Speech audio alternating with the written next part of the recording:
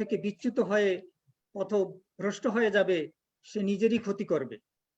আর কারো অন্যায় অপরাধের বোঝা কারো উপর চাপিয়ে দেওয়া হবে না।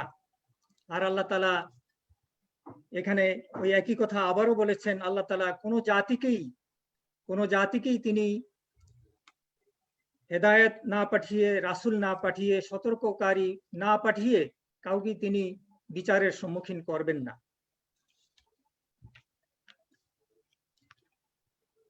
আমার বক্তব্যের সময় নির্দিষ্ট করে দেয়া আছে, সেজন্য আমার বক্তব্য আমি দীর্ঘায়িত করতে পারবো না। তাই আপনাদের সকলকে আমি অনুরোধ জানাবো, আজকের এই অনুষ্ঠানের সমাপ্তি লগ্ন পর্যন্ত আপনারা উপস্থিত থেকে মনোযোগ সহকারে বক্তব্য শুনবেন এবং আল্লাহ তাআলা যেন আমাদের এখান থেকে ভালো কথাগুলো গ্রহণ করে দুনিয়া এবং আখিরাতের কামিয়াব হওয়ার জন্য তৌফিক দান করেন, এ কামনা করছি আল্লাহর দরবারে। সবশেষে আমাদের আহ্বানে সাড়া দিয়ে যারা আজকের এই অনুষ্ঠানে অংশগ্রহণ করেছেন এবং অনুষ্ঠানটি সুন্দর ও সফল করার জন্য কারিগরি সহায়তা সহ সার্বিক সহায়তা প্রদান করেছেন, সকলের প্রতি আমি মুসলিম উম্মাহ নর্থ আমেরিকার পক্ষ থেকে কৃতজ্ঞতা ও ধন্যবাদ জানাচ্ছি এবং আল্লাহর রহমত ও সাহায্য কামনা করে আমার সংক্ষিপ্ত বক্তব্য এখানেই শেষ করছি। আসসালামু আলাইকুম ওয়া রাহমাতুল্লাহি ওয়া বারাকাতুহু। ওয়ালাইকুম আসসালাম ওয়া রাহমাতুল্লাহি ওয়া বারাকাতুহু। জাযাকাল্লাহ খায়রান মাইনুল হাসান ভাই, মোনা মেসেজ চ্যাপ্টার সম্মানিত প্রেসিডেন্ট। সম্মানিত ভাই বোনেরা, আমি এখন আপনাদের অনুরোধ করব যে আমরা আসলে তো অনেক একটু কোশ্চেন করছেন, যে সেটা হচ্ছে যে পার্টিসিপেন্টরা বুঝতে পারছেন না তারা আসলে প্রোগ্রামে ইন হয়েছে কিনা। আপনারা যদি আমাদের স্পিকারদের দেখতে পান, আপনারা নিশ্চিন্ত থাকেন যে আপনারা আমাদের প্রোগ্রামে আছেন। আমাদের সেট আপটা ওভাবেই করা হয়েছে ইনশাআল্লাহ। আপনারা সবাই আমাদের সাথেই আছেন, আমি দেখতে পাচ্ছি ওভারঅল 40 পিপল আমাদের সাথে অলরেডি সংযুক্ত হয়েছেন। সম্মানিত ভাই বোনেরা, আমি এখন আমাদের বিশেষ অতিথির বক্তব্য রাখার জন্য মুনা ইস্ট জোনাল চ্যাপ্টার প্রেসিডেন্ট ভাই মাওলানা শাহজাহানকে অনুরোধ করছি। ভাই মাওলানা মোহাম্মদ শাহজাহান। আসসালামু আলাইকুম, শোনা যায় কথা? ওয়ালাইকুম আসসালাম ওয়া রাহমাতুল্লাহ। জি ভাই। আলহামদুলিল্লাহ রাব্বিল আলামিন ওয়াসসালাতু ওয়াসসালামু আলা আশরাফিল আমবিয়াই ওয়াস সাইয়্যিদিল মুরসালিন ওয়া খাতিমান নাবিয়্যিন ওয়া আলা আলিহি ওয়া সাহবিহি আজমাইন। আম্মা বাদ।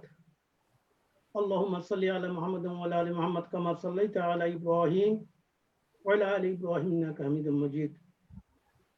আল্লাহুম্মা বারিক আলা মুহাম্মাদিন ওয়া আলা আলি মুহাম্মাদ কামা বারাকতা আলা ইব্রাহিম ওয়া আলা আলি ইব্রাহিম ইন্নাকা হামিদুম মাজিদ। মুনা এমএস চ্যাপ্টার মুসলিম নর্থ আমেরিকা, সংক্ষেপে আমরা বলি মুনা। মুনে এমএস চ্যাপ্টার কর্তৃক আয়োজিত দাওয়া প্রোগ্রামের সম্মানিত পরিচালক, চ্যাপ্টার প্রেসিডেন্ট এবং আজকের অংশগ্রহণকারী অন্যান্য ভাই বোনেরা, আসসালামু আলাইকুম ওয়া রাহমাতুল্লাহি ওয়া বারাকাতুহু। ওয়ালাইকুম আসসালাম। আমাদের সম্মানিত প্রধান মেহমান প্রফেসর নজরুল ইসলাম ভাই, উনি 9টার সময় জয়েন করার কথা। উনি জয়েন করলে আমার বক্তৃতা বন্ধ করে দিব। সংক্ষেপে দুই একটা কথা বলবো আপনাদের সামনে ইনশাআল্লাহ। মুসলিম ও নর্থ আমেরিকা মুনা কি এবং কেন, মুনা কি কাজ করে, এরই সংক্ষিপ্ত কিছু কথা বলতে চাই। মুসলিম ও নর্থ আমেরিকা মুনা একটি ইসলামী সংগঠন ও রাজনৈতিক নন প্রফিট অর্গানাইজেশন, আমেরিকার রেজিস্ট্রেশনভুক্ত একটি সংগঠন, দ্বীনি পতাকাবাহী সংগঠন, একটা চারিত্রিক সংগঠন, রাসূল পাক সাল্লাল্লাহু আলাইহি ওয়াসাল্লামের আন্দোলনের প্রতিনিধিত্বকারী সংগঠন। এই সংগঠনের ব্যক্তিদের সম্পর্ক হলো ব্যক্তিত্বের সম্পর্ক। এটা কোনো সমিতিও নয়, এটা কোনো সংঘ নয়, এটা কোনো ক্লাব নয়। এটা আল্লাহ রাসূলের বিধান মোতাবেক একটি ইসলামিক অর্গানাইজেশন। এই সংগঠনের মূল উদ্দেশ্য হইল আল্লাহর সন্তুষ্টি অর্জন। তো আমাদের মুনা এই আমেরিকাতে 1990 সনের জুলাই মাসে শুরু হয়েছে।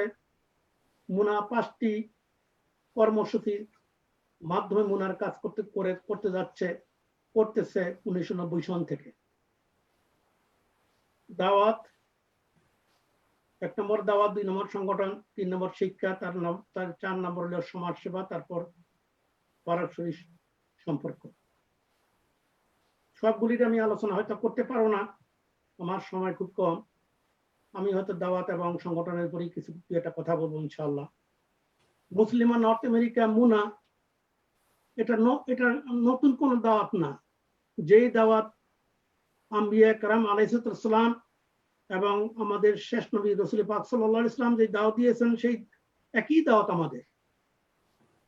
আল্লাহ সুবহানাহু ওয়া তাআলা সূরা নাহলের 36 নম্বর আয়াতে বলছেন, ওয়ালাকাদ বাআসনা ফি কুল্লি উম্মাতিন রাসূলা ওয়ানিবুদুল্লাহ ওয়াস্তানিবুত তাগুত।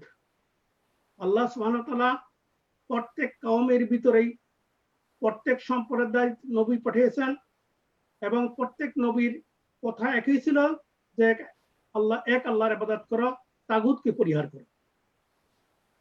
যারা আল্লাহর একত্ববাদের প্রতি বিশ্বাস স্থাপন করেছে, আল্লাহর দ্বীনের প্রতি বিশ্বাস স্থাপন করছে, তারাই হেদায়েত প্রাপ্ত হয়েছে। আর যারা নাকি তাগুতের অনুসরণ করে তারা পথভ্রষ্ট হয়েছে। তো আল্লাহ সুবহানাহু ওয়া তাআলা রাসূল পাক সাল্লাল্লাহু আলাইহি ওয়াসাল্লামকে দ্বীনের দাওয়াতের কিছু কৌশল শিক্ষা দিয়েছেন, যেই কৌশল রাসূল পাক সাল্লাল্লাহু আলাইহি ওয়াসাল্লাম দুনিয়া থেকে চলে গেছেন, সেই কৌশলটা এখন আমাদের জন্যই প্রযোজ্য। আল্লাহ সুবহানাহু ওয়া তাআলা কোরআনের মধ্যে রাসূল পাক সাল্লাল্লাহু আলাইহি ওয়াসাল্লামকে বলছেন, উদউ ইলা সাবিলি রাব্বিকা বিল হিকমা ওয়াল মাউইদাতিল হাসানা ওয়াজাদিলহুম বিল্লাতি হিয়া আহসান। যে তোমরা আল্লাহ সুবহানাহু ওয়া তাআলার প্রতি ডাকো প্রজ্ঞা এবং অতি উত্তম উপদেশের মাধ্যমে, এবং লোকদের সঙ্গে বিতর্ক করবা, আলোচনা করা উত্তম পদ্ধতিতে। আল্লাহ সুবহানাহু ওয়া তাআলা কোরআনে হাকিমের মধ্যে বলছেন, মুসলিম হলো একটি শ্রেষ্ঠ জাতি। সূরা আলে ইমরান 110 নম্বর আয়াতে বলা হয়েছে, কুনতুম খায়রা উম্মাতিন উখরিজাত লিন-নাস তা'মুরুনা বিল মা'রুফ ওয়া তানহাউনা আনিল মুনকার। তোমাদেরকে অতি উত্তম জাতি হিসাবে প্রেরণ করেছি, তোমরা ভালো কাজের আদেশ দিবে মানুষকে এবং খারাপ কাজ থেকে বিরত রাখার চেষ্টা করবে। এবং এই যে দাওয়াতি কাজ, ভালো কাজের আদেশ দেওয়া, খারাপ কাজ থেকে নিষেধ করা, এটা একা একা করা সম্ভব না, জামাতবদ্ধভাবে করতে হয়। এই জন্য আল্লাহ সুবহানাহু ওয়া তাআলা সূরা আলে ইমরান 104 নম্বর আয়াতে বলছেন যে আমরি বিল মারুফ নাহিয়ান মুনকার করতে হইলে ওয়ালতাকুম মিনকুম উম্মাতুন ইয়াদউনা ইলাল খায়র। তোমাদের ভিতরে এমন একটা দল থাকতে হবে যারা নাকি ভালো কাজের আদেশ করবে, মানুষকে খারাপ কাজ থেকে ফিরে রাখার চেষ্টা করবে। যারা নাকি এই কাজটা করবে তারাই হবে কৃতকার্য। দাওয়াতি দ্বীনের কাজ আল্লাহ সুবহানাহু ওয়া তাআলার সবচেয়ে পছন্দনীয় কাজ। সূরা হামযা 33 নম্বর আয়াতে আল্লাহ সুবহানাহু ওয়া তাআলা বলছেন, ওমান আহসানু কাওলাম মিম্মান দাআ ইলাল্লাহি ওয়া আমিলা সালিহান ওয়া ক্বালা ইন্নানী মিনাল মুসলিমিন। আল্লাহ সুবহানাহু ওয়া তাআলা বলছেন, তার কথার চেয়ে উত্তম কথা কার হইতে পারে, যে আল্লাহ সুবহানাহু ওয়া তাআলার দিকে আহ্বান করে এবং নিজে ভালো কাজ করে এবং বলে আমি একজন মুসলিম। আল্লাহর দিকে আহ্বানের জন্য কন্ডিশন হইল নিজে ভালো আল্লাহর দিকে আহ্বান করতে হবে, ভালো কাজ করতে হবে এবং সত্যিকারে মুসলমান হতে হবে। ইমাম হাসান বসরি রাহিমাহুল্লাহ তাআলা বলছেন, এই আয়াতটা তেলাওয়াত করে বলছেন, ওমান আহসানু কাওলাম মিম্মান দাআ ইলাল্লাহি ওয়া আমিলা সালিহান ওয়া ক্বালা ইন্নানী মিনাল মুসলিমিন। যারা নাকি এটা করে তারাই আল্লাহ সুবহানাহু ওয়া তাআলার মাহবুব বান্দা। রাসূল পাক সাল্লাল্লাহু আলাইহি ওয়াসাল্লাম দুনিয়া থেকে চলে গেছেন, ওনার পরে আর কোনো নবী আসবেন না। নবী যদি আর কোনো না আসে, তার সেই কাজটা তো আমরাই করতে হবে, আমরা যারা আছি দুনিয়াতে। রাসূল পাক সাল্লাল্লাহু আলাইহি ওয়াসাল্লাম বলছেন, বাল্লিগু আন্নী ওয়ালাউ আয়া, আমার পক্ষ থেকে যদি একটি আয়াতও হয় তোমরা অন্যের কাছে পৌঁছে দাও। তো আমরা যারা নাকি যাই কিছু জানি, অন্য ভাইকে এটা শোনানোর করার চেষ্টা করতে হবে। তারপরে আমরা জানেন রাসূল পাক সাল্লাল্লাহু আলাইহি ওয়াসাল্লাম যখন বিদায় হতে ভাষণ দিয়েছিলেন তখন 1,20,000 থেকে 25,000 বা কম বেশি সাহাবা একরাম উপস্থিত ছিলেন। রাসূল পাক সাল্লাল্লাহু আলাইহি ওয়াসাল্লাম বলছেন যে তোমরা আজকে যারা আছো এই আমার কথাগুলো যারা নাকি অনুপস্থিত আছে তাদের কাছে পৌঁছে দাও। তো রাসূল পাক সাল্লাল্লাহু আলাইহি ওয়াসাল্লামের আদেশের পরে সাহাবা একরাম সবাই দুনিয়ার আনাচে কোনাচে ছড়িয়ে পড়ছেন। মুষ্টিমেয় কিছু সাহাবা একরাম যারা ছিলেন জাজিরাতুল আরবে অল্প কিছু সংখ্যক সাহাবীদের হয়তো 20,000-এর মতো সাহাবীর কবর পাওয়া যাচ্ছে, বাকি অনুমানিক বাকি অন্যান্য 1 লক্ষাধিক সাহাবী এদের কবর দুনিয়ার বিভিন্ন জায়গায় আনাচে কোনাচে যারা দাওয়াতি কাজের জন্য বের হয়েছেন তারা সেখানে ইন্তেকাল করছেন। তো দাওয়াতি কাজ করার গুরুত্ব প্রসঙ্গে আমি রাসূল পাক সাল্লাল্লাহু আলাইহি ওয়াসাল্লামের একটি হাদিস বর্ণনা করতেছি। সেটা হলো রাসূল পাক সাল্লাল্লাহু আলাইহি ওয়াসাল্লাম একদিন ফজর নামাজ পড়ার পর মুখে মুসল্লির দিকে ঘুরে বসলেন এবং বললেন যে তোমাদের কি হইল, তোমরা যারা শিক্ষিত দিন সম্মত তোমাদের যারা নাকি ভালো ধারণা আছে তারা কেন প্রতিবেশীকে দিন শিক্ষা দাও না? রাসূল পাক সাল্লাল্লাহু আলাইহি ওয়াসাল্লামের এই কথার পর সাহাবীরা একজন আরেকজনের দিকে মুখ চাওয়াচি করতে লাগলো। এক সাহাবী বলে উঠলেন যে আল্লাহ রাসূল আশারি গোত্রের কথা বলছেন। তো রাসূল পাক সাল্লাল্লাহু আলাইহি ওয়াসাল্লাম বলছেন, হ্যাঁ আমি আশারি গোত্রের কথা বলছি। আশারি গোত্রের লোকেরা তোমরা হলো দ্বীনের ব্যাপারে পারদর্শী, দ্বীন সম্বন্ধে অনেক কিছু তোমরা জানো, কেন তোমরা তোমাদের প্রতিবেশী বেদুইন যারা দ্বীন সম্বন্ধে কিছুই জানে না কেন তাদেরকে শিক্ষা দাও না? আশারি গোত্রের লোকেরা বলছে, ইয়া রাসূলুল্লাহ 1 বছর আমাদেরকে সময় দেন, আমরা 1 বছর মধ্যে চেষ্টা করতেছি। তো দাওয়াতি কাজের গুরুত্বের উপরে অনেক হাদিস এবং কোরআন আছে এবং দাওয়াতি কাজের কাজটা হলো সাদকাতুল জারিয়া। আমরা তো জানি যে মানুষের মৃত্যুর পর সব আমল রেকর্ড বন্ধ হয়ে যায়, কিন্তু সদকা জারিয়ার কাজ কন্টিনিউ চলে। হাদিসের মাধ্যমে আমরা জানতে পারি, আবু হুরায়রা বর্ণিত হাদিস, মান দা ইলা হুদান কানা লাহু মিনাল আজরে মিসলা উজুর। যদি কোনো ব্যক্তি হেদায়েতের দিকে কাউকে আহ্বান করে তাইলে তার কথায় যে ব্যক্তি হেদায়েত প্রাপ্ত হয় সে ওই ব্যক্তির সমপরিমাণ সওয়াব পাবে। সুবহানাল্লাহ। এবং দাওয়াতি কাজ করার তো এই কথা সওয়াবের কথা আমরা পাইলাম, যদি আমরা দাওয়াতি কাজ না করি তার পরিণামটা কি?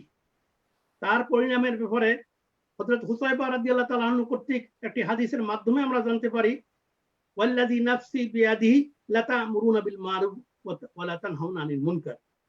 যে এই হাদিসে বলা হয়েছে যে আল্লাহ সত্তা কসম করে বলছি যার হাতে আমার প্রাণ, অবশ্যই তোমরা সৎ কাজের আদেশ দিবে, অন্য কাজ থেকে মানুষকে বিরত রাখার চেষ্টা করবে। আর যদি তোমরা এই কাজ না করো অচিরেই তোমাদের উপর এই আযাব আসবে, এই আযাব দূর করার জন্য তোমরা দোয়া করবে, কিন্তু তোমাদের দোয়া কবুল হবে না। হুযায়ফা থেকে আরেকটা বর্ণনা আছে, সেই বর্ণনায় রাসূল পাক সাল্লাল্লাহু আলাইহি ওয়াসাল্লাম বলছেন যে তোমরা যদি ভালো কাজের আদেশ দাও, খারাপ কাজের আদেশ থেকে বিরত না থাকো, এরকম না করো, তাহলে তোমাদের প্রতি জালেম বাদশার শাসন চাপিয়ে দেওয়া হবে। তোমরা জালেম বাদশার এই ইয়ের থেকে মুক্তি পাওয়ার চেষ্টা করবে, কিন্তু তোমাদের দোয়া কবুল হবে। আজকে দুনিয়ার বিশ্বে আমরা দেখতে পাচ্ছি বহু দেশে জালেম বাদশার অত্যাচারে জর্জরিত মানুষ, কিন্তু দোয়া করছে, দোয়া কবুল হচ্ছে। এবং আজকে আমরা দেখতে পাচ্ছি যে করোনা ভাইরাস, এই করোনা মহামারী যারা নাকি ইমানদার নন সবাই এটাতে এফেক্ট হচ্ছে। তো আমার সময় আর হয়তো বেশি নাই, আমি সংক্ষেপে বলতে চাই যে আল্লাহ সুবহানাহু ওয়া তাআলা কোরআনের ভিতরে বলছেন, সূরা তাওবাতে বলছেন যে হে ঈমানদারগণ, তোমাদের কি হইল, তোমাদের আল্লাহর নামে যখন বের হতে বলা হয় তোমরা কি করো? তোমার মাটি কামড়ে ধরো। তোমরা কি আখিরাতের মোকাবেলায় দুনিয়ার জীবনটাকে পছন্দ করেছো? দুনিয়ার জীবন খুবই সামান্য। এই আয়াত এখানে ইয়া আইয়ুহাল্লাযিনা আমানু মা লাকুম ইযা কিলা লাকুম ইনফিরু ফি সাবিলিল্লাহি সাকালতুম ইলা আরদ আও রাদিতুম বিল হায়াতিদ দুনিয়া মিনাল আখিরাহ ফামা মাতাউল হায়াতিদ দুনিয়া ফিল আখিরাতি ইল্লা কালিল। এই আখিরাতের যে আরাম আয়েশ দুনিয়া, সেটা তুলনা আল্লাহ রাসূল সাল্লাল্লাহু আলাইহি ওয়াসাল্লাম একদিন তিনি শাহাদাতের আঙ্গুলটা দিয়ে ইশারা করে বলছেন, নদীর ভিতরে যদি এই আঙ্গুলটা ডুবানো হয়, এই আঙ্গুলে যতটুকু পানি লাগে বাজিয়ে থাকে কতটুকু হইল এই আখিরাতের শওকতের সেই এক্সাম্পল। এত কম। এই আমরা সবাই যেন বুঝতে পারি যে একদম ওটাতে মানে আগুলে আর কতটুকু পানি থাকে, সাগরের পানির ভিতরে কত পানি। সম্মানিত ভাই বোনেরা, আমরা পরকালের জন্য চেষ্টা করা দরকার আমাদের, যে আমরা যদি আমরা পরকালের থেকে আমরা দুনিয়াকে প্রাধান্য দেই, এটা আমাদের জন্য ঠিক হবে না, পরে পস্তাইতে হবে আর কি করলাম। আমি আর পুরানা একটা আয়াত আপনাদের সামনে শেয়ার করতেছি। আমরা দাওয়াতি কাজ করব, দাওয়াতি কাজের সর্বপ্রথম আমাদের দাওয়াতি কাজ করতে হবে নিজের ফ্যামিলির থেকে, ফ্যামিলির পরে আত্মীয় স্বজন, বন্ধু বান্ধব, অন্যান্য। আল্লাহ সুবহানাহু ওয়া তাআলা সূরা তাহরিমের 6 নম্বর আয়াতে বলছেন, ইয়া আইয়ুহাল্লাযিনা আমানু কু আনফুসাকুম ওয়া আহলিকুম নারা ওয়াকুদুহান নাস ওয়াল হিজারা আলাইহা মালাইকাতুন গিলাযুন শাআতুন লা ইয়াহসুনাল্লাহা মা আমারাহুম ওয়া ইয়াফআলুনা মা ইউমারুন। আল্লাহ সুবহানাহু ওয়া তাআলা বলছেন, হে মুমিনগণ, তোমরা নিজেকে বাঁচাও এবং তোমাদের আহালকে বাঁচাও এবং দুজকের আগুন থেকে বাঁচাও, যেই দুজকের আগুনের জ্বালানি হবে মানুষ এবং পাথর। আল্লাহ রাসূল এই আয়াতটা যখন তেলাওয়াত করছেন, তখন ওই মজলিসের ভিতরে একজন বৃদ্ধ সাহাবী ছিলেন। সেই সাহাবী জিজ্ঞাসা করলেন, ইয়া রাসূলুল্লাহ, আপনি যে জ্বালান মানুষ এবং জ্বালানি বলেন পাথর এবং মানুষ, সেই পাথরটা কত বড় হবে? আল্লাহ রাসূল বলছেন, দুনিয়াতে যত পাহাড় আছে সেই পাহাড়ের চেয়ে বড় হবে সেই পাথরটা। এই কথা বলার পর সেই সাহাবী, বৃদ্ধ সাহাবী, সে বেহুশে পড়ে গেলেন। বেহুশে পড়া যাওয়ার পর আল্লাহ রাসূল তার বুকে হাত দিয়ে দেখলেন যে সে মারা যায় না, সে এখনো জীবিত আছেন। তখন বলছেন, হে বুড়ো, তুমি পড়ো লা ইলাহা ইল্লাল্লাহ। তখন বুড়া লোকটা লা ইলাহা ইল্লাল্লাহ পড়লো। পড়ার পর আল্লাহ রাসূল বলছেন, এই জান্নাতি। সাহাবায়ে কেরাম বলছেন, ইয়া রাসূলুল্লাহ, এটা কি এই ব্যক্তির জন্য না সবার জন্য? আল্লাহ রাসূল বলছেন, এই ব্যক্তির জন্য। কারণ হলো এই, আল্লাহ সুবহানাহু ওয়া তাআলা বলছেন, যালিকা লিমান খাফা মাকামি ওয়া খাফা ওয়াইদ। এই জান্নাত তার জন্য যে আমার সম্মুখে দণ্ডায়মান হওয়ার ভয় রাখে, আমার ধমকিকে যে ভয় করে। তো আমি জানি না, আমার আর কয়েক মিনিট সময় আছে, আমাকে বলে দিলে একটু সুন্দর হইতো। তো রাসূল পাক সাল্লাল্লাহু আলাইহি সাল্লাম বলেছেন যে তোমরা তোমাদের আগে আল্লাহর কোরআনের আয়াত যখন বলছেন যে আহালা বা নিজেকে বাঁচাও এবং নিজের আহালকে বাঁচাও, এই প্রসঙ্গে রাসূল পাক সাল্লাল্লাহু আলাইহি সাল্লাম তিনি নিজের মেয়ে ফাতেমাকে বলছেন, ইয়া বিনতে ইয়া ফাতিমা বিনতে মুহাম্মদ, মনে রাখো তুমি আমার মেয়ে, আমি নবী, আমার মেয়ে ফাতিমা বলে তুমি কিয়ামতের ময়দানে আমি তোমাকে রক্ষা করতে পারবো না। তুমি নিজের আমলের মাধ্যমে তোমাকে পার হইতে হবে। আমি সেই দিন তোমাকে কোনো উপকার করতে পারবো না, ক্ষতিও করতে পারবো না। তো রাসূল পাক সাল্লাল্লাহু আলাইহি ওয়াসাল্লাম তখন নবুয়ত পাইছেন। বেশ কয়েক বছর তিনি গোপনে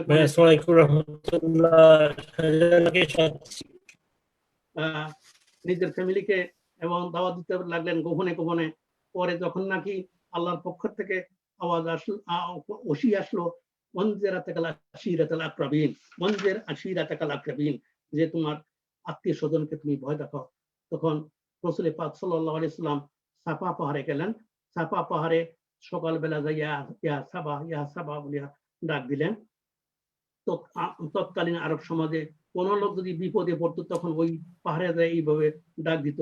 আল্লাহ রাসূল যখন এই আওয়াজ দিলেন, তখন সবাই মনে করলো মুহাম্মদের আওয়াজ শোনা দিয়ে সবাই দৌড়িয়া চলে আসলো।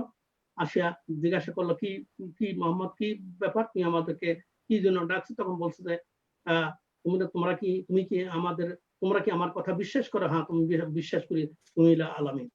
বলছি, যদি বিশ্বাস করো, আমি যদি বলি এই পাহাড়ের পিছনের থেকে একটা শত্রু বাহিনী তোমাদের এখনই আক্রমণ করে, তাহলে কি তোমরা বিশ্বাস করো? হ্যাঁ, আমরা বিশ্বাস করি। তাহলে মনে রাখো, তোমাদের প্রতি তোমার আযাব, কঠিন আযাব তোমাদের সামনে আসতেছে।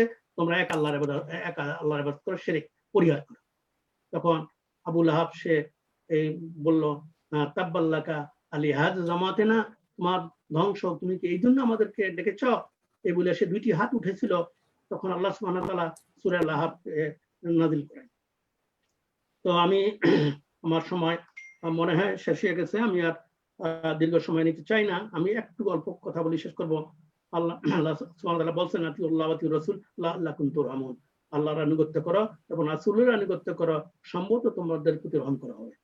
সম্মানিত ভাই বোনেরা, আমরা দাওয়াতি কাজ করতে হইলে বা যা কিছু করি সংগঠন ছাড়া কিছু আমাদের একা একা করা সম্ভব না।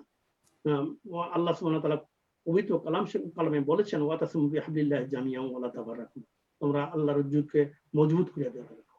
এবং অন্য একটা হাদিসে আসছে যে তোমরা জামাতের মাধ্যমে তোমরা জামাতবদ্ধভাবে তোমরা থাকো।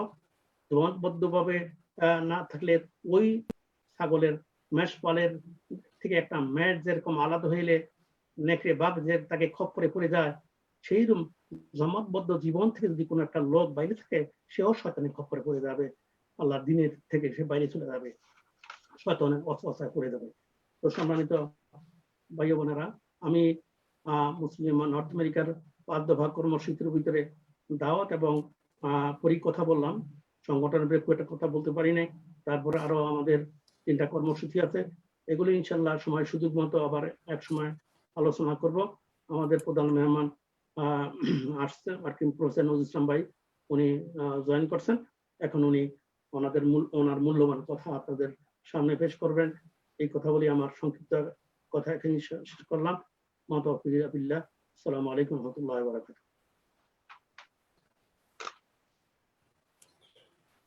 ওয়ালাইকুম আসসালাম ওয়া রাহমাতুল্লাহ। সরি সম্মানিত বোনেরা, একটু নেটওয়ার্ক ডিফিকাল্টি মনে হচ্ছিল। কে কি শোনা যাচ্ছে? শাহজাহান ভাই শুনতে পাচ্ছেন আমাকে? এখন ক্লিয়ার আছে, আপনি বলেন। ওকে, শাহজাহান ভাইকে আওয়াজ একটু ডিফিকাল্ট শোনা যাচ্ছিল দিকে।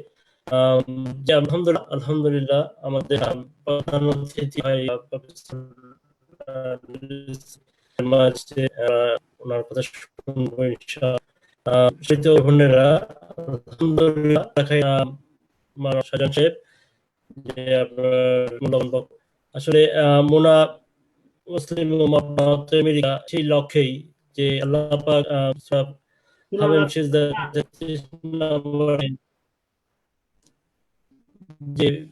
যে আমরা সেই লক্ষ্যেই আমাদের যে মোনার যে কাজ, আলহামদুলিল্লাহ যে আমরা সেই লক্ষ্য নিয়ে মোনা কাজ করছে, আল্লাহর নির্দেশিত রাসূল সাল্লাল্লাহু আলাইহি ওয়াসাল্লামের প্রদর্শিত পথেই এই মোনা সেই লক্ষ্য নিয়ে কাজ করে যাচ্ছে।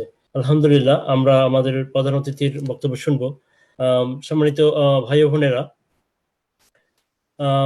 মুসলিম Ummah North America south zone chapter president এবং মুসলিম উম্মার শুরা মেম্বার প্রফেসর নজরুল ইসলাম সাহেব আছেন আমাদের মাঝে। আমি মহতারাম প্রফেসর নজরুল ইসলাম সাহেবকে অনুরোধ করব মূল্যবান বক্তব্য রাখার জন্য।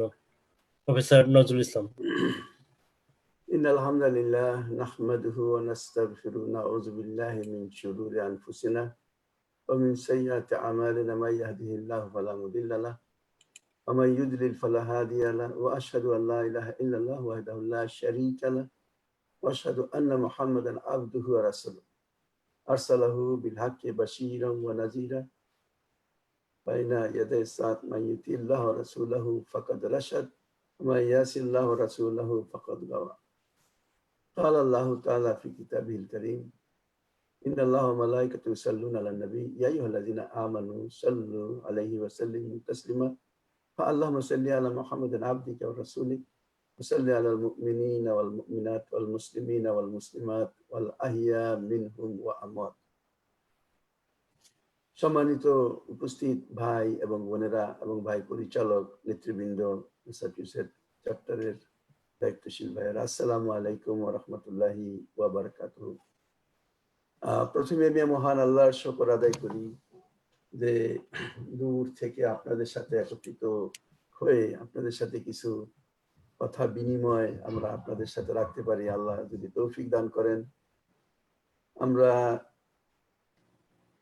মুসলিম উম্মাহ সম্পর্কে শুনেছি, মুসলিম উম্মার দাওয়াতে আমরা অনেকেই সক্রিয় এবং আমরা অনেকেই চিন্তা ভাবনা করি যে এটা কি ধরনের কাজ করে এবং এই কাজের সাথে আমার সংযুক্ত হওয়া কি আমার ইচ্ছার উপর নির্ভর করে নাকি এটা আমার উপর কোনো অব্লিগেশন আছে, দাওয়াতি কাজ করা আমার জন্য কতটা প্রয়োজন।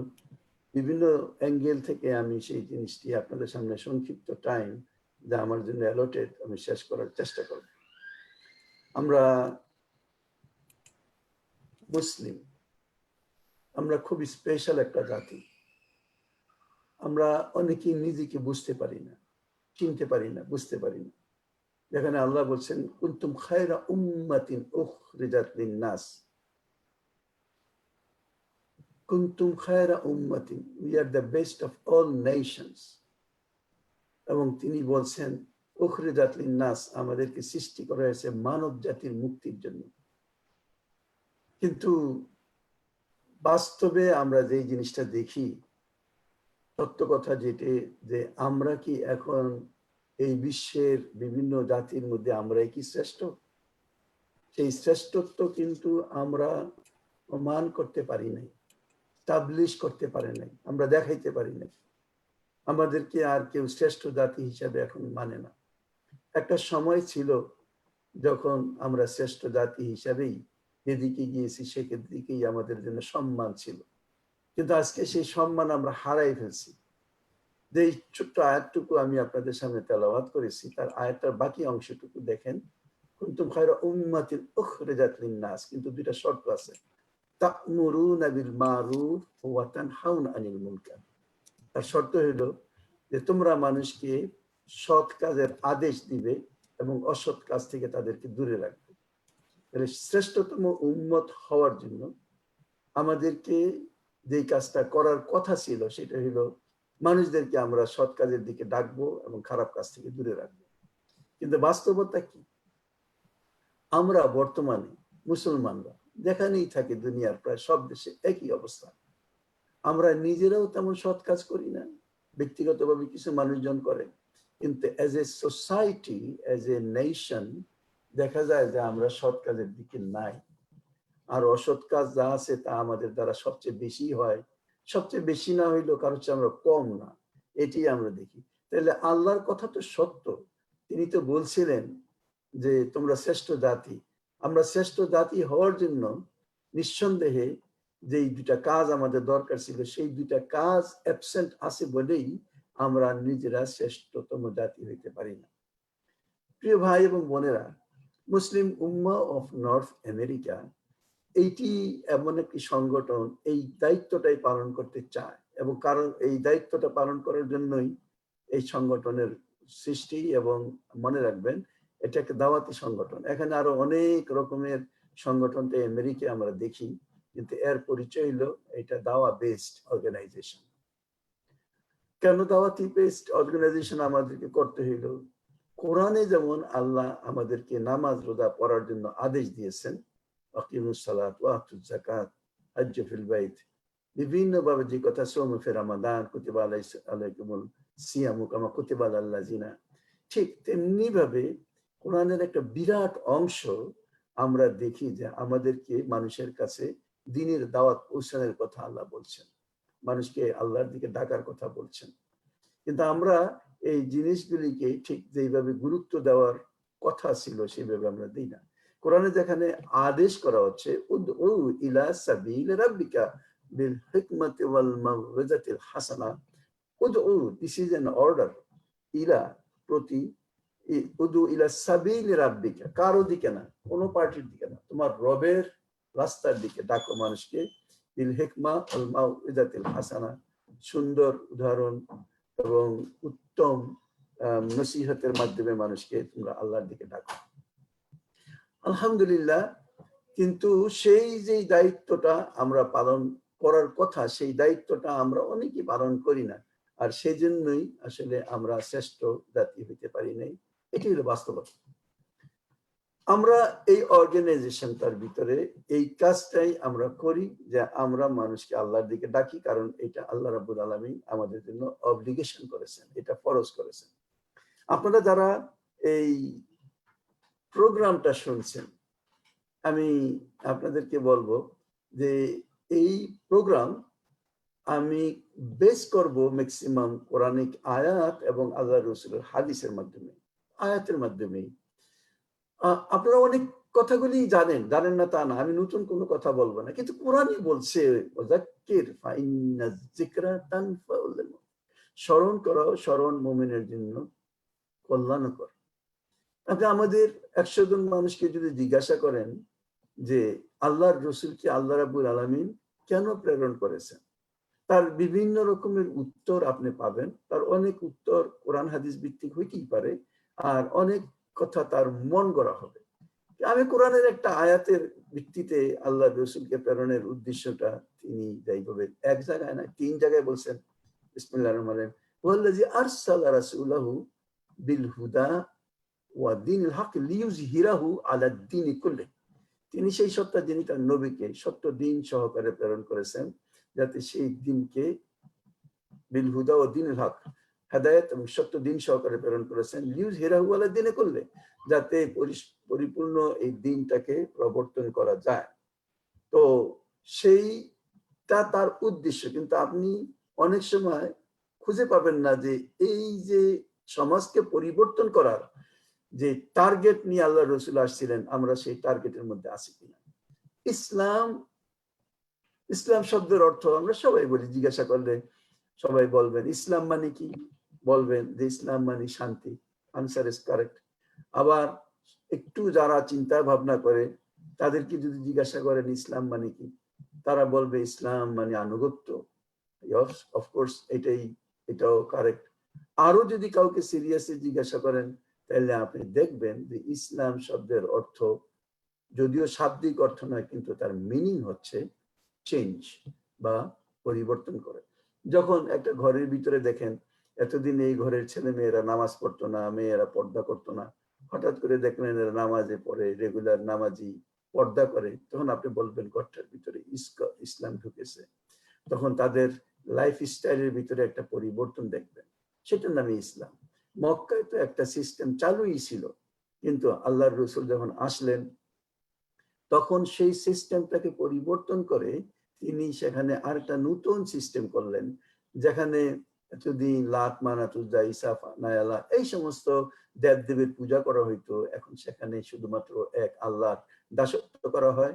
একটা চেঞ্জ নিয়ে আসছে এবং লাইফ পুরোপুরি একমুখী আল্লাহমুখী হয়ে শুধু আল্লাহকে ডাকার দিকে যেই চেঞ্জ করা হইলো, that is what Islam is.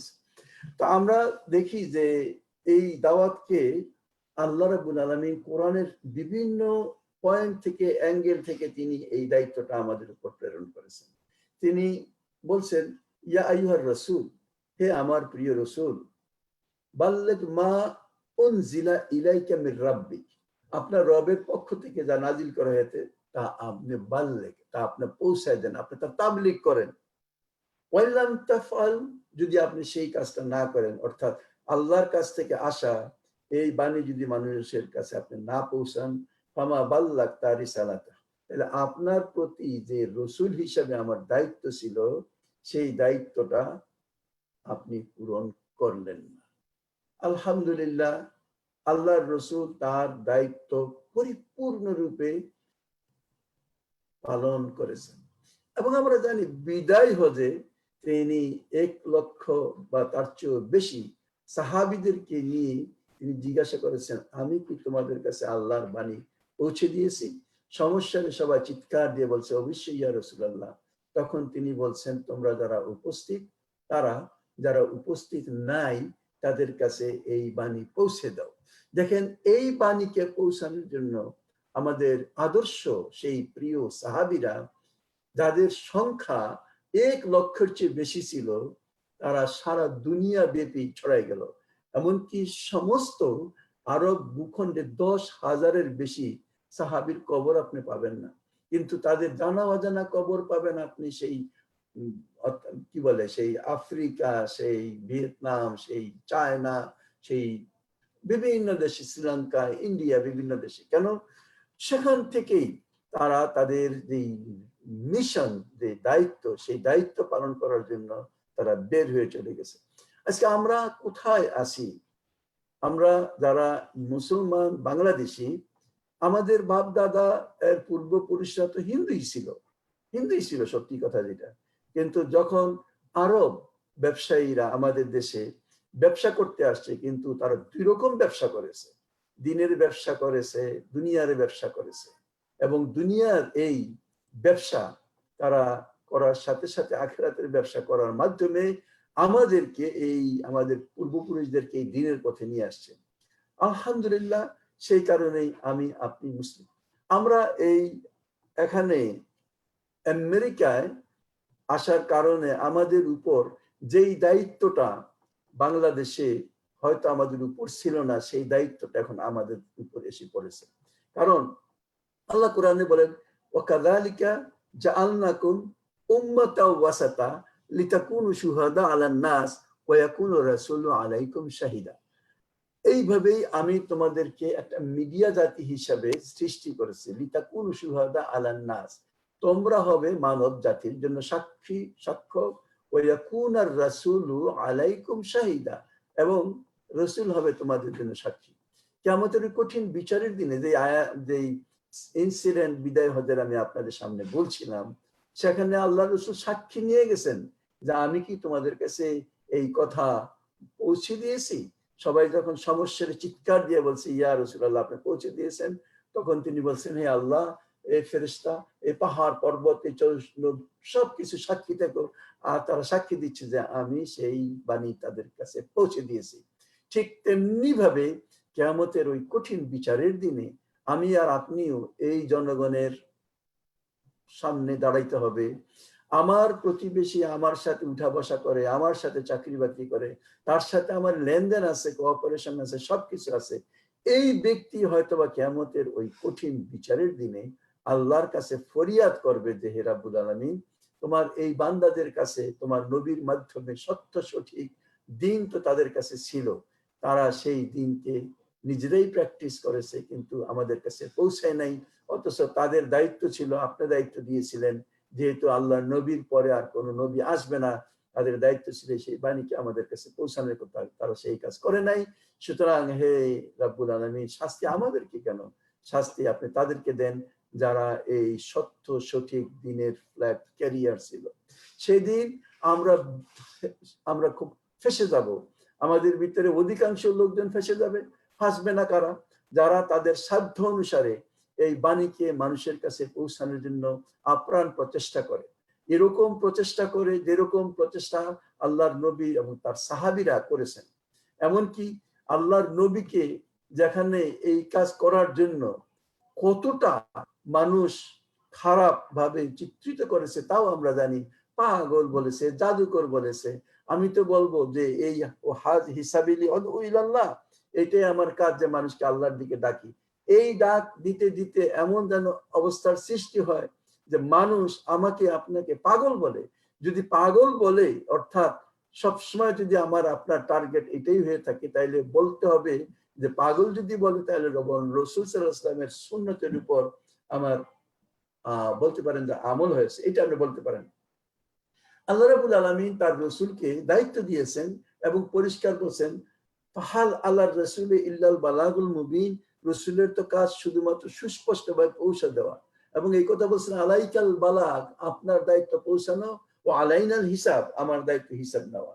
আল্লাহ রাব্বুল আলামিন এই দিনের এই কাজটাকে অনেক জায়গায় নসিহত, আর দিন কি, আর দিন ও নসিহা, দিন হলো কল্যাণ কামনা, দিন হলো কল্যাণ কামনা। আল্লাহ কোরআনে বলছে, শারা লাকুম মিনাদ দ্বীন মা ওয়াসা বিহি নূহান, আমি এই দিনকে ওসিয়ত করেছি, ওয়াসা বিহি পৌঁছে দিয়েছি, এই দিনকে আমি মানুষের কাছে যে দায়িত্বটা দিয়েছি, ওয়াসা বিহি তার আদেশ আমি তাদেরকে দান করেছি, নূহকে, ওয়াল্লাযী আওহাইনা ইলাইকা, এবং যা হে রাসূল আপনার কাছে আমি ওহী করে প্রেরণ করেছি, ওয়ামা ওয়াসাইনা বিহি, আর যা আমি ওহী করেছিলাম ইব্রাহিম ওয়া মূসা ওয়া ঈসা, ইব্রাহিম, মূসা এবং ঈসার প্রতি, আন আকিমুদ্দিন, এই দিনকে প্রতিষ্ঠিত করো, ওয়ালা তাতাফাররাকু, এই ব্যাপারে কোন রকমের মতভেদ করো না। এখানে দিন প্রতিষ্ঠার বিভিন্ন স্টেজ আছে। আমরা এমন একটা দেশে থাকি যে দেশে আমরা ইগার মাইনরিটি, মানে 1 or 2%, এখানে রাষ্ট্রীয় পর্যায়ে ইসলামকে প্রতিষ্ঠিত করার দায়িত্ব আল্লাহ আমাদেরকে দেন নাই, সেই পর্যায়ে আমরা নাই, কখনো নাই। বরং আমাদের মূল দায়িত্ব যেটা, সেটা হলো সাধ্যমতো এই সমাজকে পরিবর্তন করার প্রচেষ্টা চালানো। উম্মতের দায়িত্ব, অর্থাৎ উম্মতের এই দায়িত্বটা হলো যে, মানে দেখেন কেউ কেউ বলছেন যে দিন পালন বা নিজের জীবনে দিন প্রতিষ্ঠার পাশাপাশি অন্যদের জীবনে দিন প্রতিষ্ঠার দাওয়াতকেও আসলে এই ইকামতের দিন বলা হয়। প্রিয় সাথী ভাই এবং বোনেরা, কোরআনের একটা খুব মানে সূরা তাহরিমের 6 নম্বর আয়াত আপনারা অনেকেই পড়েন, এবং এই আয়াতটার মানে শুরুটা এইভাবে, ইয়া আইয়ুহাল্লাযীনা আমানু, কাকে বলছে? ওহে তোমরা যারা ঈমানদার। এই উত্তর আপনি দিবেন, কিন্তু আমি বলবো যখন কোরআনের কোন আয়াতকে দেখেন বলছে আল্লাহ ইয়া আইয়ুহাল্লাযীনা আমানু বলে, ইনস্ট্যান্টলি আপনি মনে করবেন যে এই বাণীতে আল্লাহ আমাকে বলছেন, আমাদেরকে বলছেন না, আমাকে বলছেন। অর্থাৎ কিয়ামতের ওই কঠিন বিচারের দিনে অবস্থা হবে যে প্রত্যেককেই একা একা নিজের জবাব দিতে হবে। আল্লাহ বলছেন জিনাকুম ফরাদা কামা খালাকনাকুম আউওয়ালা মাররা। তো সুতরাং যেখানেই কোরআনের আয়াত দেখবেন, এবং শত শত আয়াত যেখানে আল্লাহ বলছেন ইয়া আইয়ুহাল্লাযীনা আমানু, এটার তর্জমা আপনি শাব্দিক তর্জমা তো ঠিকই আছে, ওহে তোমরা যারা ঈমানদার, কিন্তু আপনাকে এর গুরুত্ব বুঝতে হবে যে এই আয়াতটা আল্লাহ আমাকে বলছেন। কি বলছেন? কু আনফুসাকুম ওয়া আহলিকুম নারা। তার শাব্দিক তর্জমা হচ্ছে কু বাঁচাও, রক্ষা করো, আনফুসাকুম নিজেকে, ওয়া আহলিকুম এবং পরিবার পরিজনকে, নারা জাহান্নামের আগুন থেকে। এটা তো শাব্দিক তর্জমা, কিন্তু লক্ষ্য করে দেখেন যে এই তর্জমার পিছনে এর যে গুরুত্ব, এর যে মর্ম, এইটা আমাদের প্রিয়তম সাহাবী এবং সম্মানিত ইমামরা সেই জিনিসটা কি বুঝলেন আর আমরা কি বুঝলাম। আমি আপনি যেটা বুঝছি সেটা এটাই যে কু আনফুসাকুম আহলিকুম নারা, নিজেকে এবং পরিবার পরিজনকে জাহান্নামের আগুন থেকে রক্ষা করো। হযরত আলী রাদিয়াল্লাহু আনহু বলেন যে এর অর্থ হচ্ছে, এর ভাবার্থ হচ্ছে তোমরা তোমাদের পরিবারের লোকদেরকে ইলম ও আদব শিক্ষা দাও। দেখেন, এটা তো শাব্দিক তর্জমা কু আনফুসাকুম আহলিকুম নারা, নিজেকে এবং পরিবার পরিজনকে জাহান্নামের আগুন থেকে রক্ষা করো, কিন্তু তার মূল যে কথাটা হযরত আলী বুঝলেন যে তোমরা তোমাদের পরিবারের লোকজনদেরকে ইলম ও আদব শিক্ষা দাও। ইলম এবং আদব আপনাকে মুসলিম বানাবে এবং আল্লাহর আনুগত্যে জীবনযাপন করার জন্য উদ্বুদ্ধ করবে। এবং এলম ছাড়া আপনি না আল্লাহকে চিনবেন, না নিজের ভবিষ্যৎ জানবেন, না আখিরাত সম্পর্কে কোনো চিন্তা ভাবনা করতে পারবেন। তাইলে এই আয়াতটাকে কোথায় তিনি নিয়ে গেলেন? হযরত ইবনে আব্বাস, আব্দুল্লাহ ইবনে আব্বাস রাদিয়াল্লাহু আনহু, তিনি কি এটার অর্থ করেছেন? তিনি অর্থ করেছেন তোমরা আল্লাহর আদেশ মেনে চলো এবং অবাধ্যচরণ করো না। পরিবারের লোকদেরকে আল্লাহর জিকিরের তাগিদ করো, যাতে আল্লাহ তোমাদেরকে জাহান্নাম হতে রক্ষা করেন।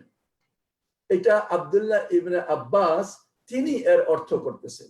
দেখেন, আমরা যদি শুধু কু আনফুসাকুম আহলিকুম নারার পর্যন্ত থাকি, তাহলে আমরা যা বুঝলাম আমাদের এই সম্মানিত সাহাবীরা তা বুঝছেন তার চেয়ে অনেক রকম। এরপর ইমামদেরকে দেখেন, কাতাদা রাহমাতুল্লাহ বলেন যে এর অর্থ হচ্ছে তাদেরকে আল্লাহর আনুগত্যের হুকুম করো, পরিবারের পরিজন সবাইকে আল্লাহর আনুগত্যের হুকুম করো এবং অবাধ্যচরণ করার থেকে নিষেধ করো। তাদের উপর আল্লাহর হুকুম কায়েম রাখো এবং তাদেরকে আল্লাহর আহকাম পালন করার তাকিদ করতে থাকো। সৎ কাজে তাদেরকে সাহায্য করো এবং অসৎ কাজে তাদেরকে শাসন করো। এই সমস্ত কাজগুলি যা হযরত কাতাদা রাহমাতুল্লাহ আলাইহি তিনি যেই কথাটা বলছেন, এই কথাগুলির মর্মটা কোথায়? আমরা কি এই কোরআনের এই আয়াতগুলি কি সেইভাবে মূল্যায়ন করি? যদি আমরা মূল্যায়ন না করি, তাহলে যে মানে যা অর্ডার, যা আমাদের করণীয়, সেই জিনিস থেকে আমরা অনেক দূরে চলে যাব। মুজাহিদ রহমতুল্লাহ আলাইহি তিনি এই কথাটা বলেন, এর ভাবার্থ হলো তোমরা আল্লাহকে ভয় করো এবং পরিবারের লোকদেরকে ভয় করতে বলো, কারণ আল্লাহর ভয় মানুষকে অশ্লীল খারাপ কাজ থেকে দূরে রাখবে এবং আল্লাহর দেওয়া যে দায়িত্ব সেটা পালন করার জন্য উদ্বুদ্ধ করবে। মুকাতিল রাহমাহুল্লাহ তিনি যে কথাটা বলেন যে প্রত্যেক মুসলমানের উপর নিজের পরিবারভুক্ত লোকদেরকে, ইনক্লুডিং তার দাস দাসীদেরকে, অর্থাৎ তার আন্ডারে যারা আছে, আল্লাহর হুকুম পালন করার ও তার নাফরমানি হতে বিরত থাকার শিক্ষা ও উপদেশ দান করতে থাকা ফরজ। এখানে এসে তিনি এটাকে ফরজ বলেছেন।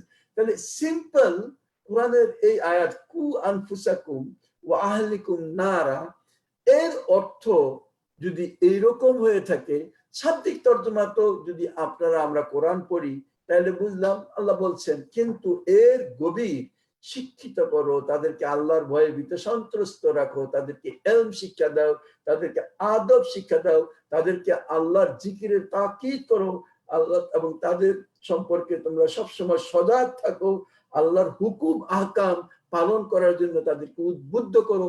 এটুকুনি কথা এর ভিতরে চলে আসে। আল্লাহ আমাদের সবাইকে সেইভাবে যদি এই কোরআনকে না বুঝতে দেন, তাহলে আমরা আসলে সবচেয়ে অভাগা হয়ে থাকবো। এই জন্য আমরা আল্লাহর কাছে প্রার্থনা করি তিনি সত্য সঠিক এই কোরআনকে এই জিনিস বুঝার তৌফিক দান করেন। এই উম্মতের দায়িত্ব কি? এই উম্মতের দায়িত্ব ওই আয়াতগুলিতে আমরা দেখলাম, দাওয়াত দেওয়ার আদেশ, ভালো কাজ করতে বলা, খারাপ কাজ থেকে মানুষদেরকে দূরে রাখে। তাহলে এই কাজটা সম্পর্কেও ঠিক কোরআনে খুব কমন একটা আয়াত সূরা আল ইমরানে আল্লাহ বলছেন, ওয়ালতাকুম মিনকুম উম্মাতুন ইয়াদউনা ইলাল খায়র, তোমাদের মধ্যে অবশ্যই কিছু লোক, একদল এরকম থাকতে হবে যারা সবসময় মানুষকে কল্যাণের দিকে ডাকবে, ওয়ায়ামুরুনা বিল মারুফ, সৎ কাজের আদেশ দিবে, ওয়ায়ানহাউনা আনিল মুনকার। আল্লাহ রাব্বুল আলামিন আমাদেরকে এই কাজটা করার তৌফিক দান করেন। দেখেন, এই যে দাওয়াত, আমি প্রথমেই বলছি যে মুসলিম উম্মাহ অফ নর্থ আমেরিকা একটা দাওয়াতি বেসড অর্গানাইজেশন। দাওয়াতের আরো একটা নাম হলো নসিহত। নসিহত এর মানে উপদেশ, কিন্তু এর আসল অর্থ আন্তরিকতা ও কল্যাণ কামনা, কারণ মঙ্গল চাওয়ার অর্থই আসলে সুপরামর্শ দান করা। আল্লাহ রাসূল বলছেন যে এই সম্পর্কে আদ-দীন ও নসিহা, খুব হাদিসে জিবরিল, এই হাদিসে আল্লাহ রাসূল বলেন আদ-দীন ও নসিহা, দিন হচ্ছে কল্যাণ কামনা। কুলনা লিমান, জিজ্ঞাসা করলেন কার জন্য? বলে কালা লিল্লাহি ওয়া লিকিতাবিহি ওয়া লিরাসূলিহি ওয়া লিআইম্মাতিল মুসলিমিন ওয়া আম্মাতিহিম। অর্থাৎ এর কার জন্য, এটা অনেক লম্বা, এর ব্যাখ্যা আল্লাহর জন্য। আল্লাহর জন্য কি নসিহত?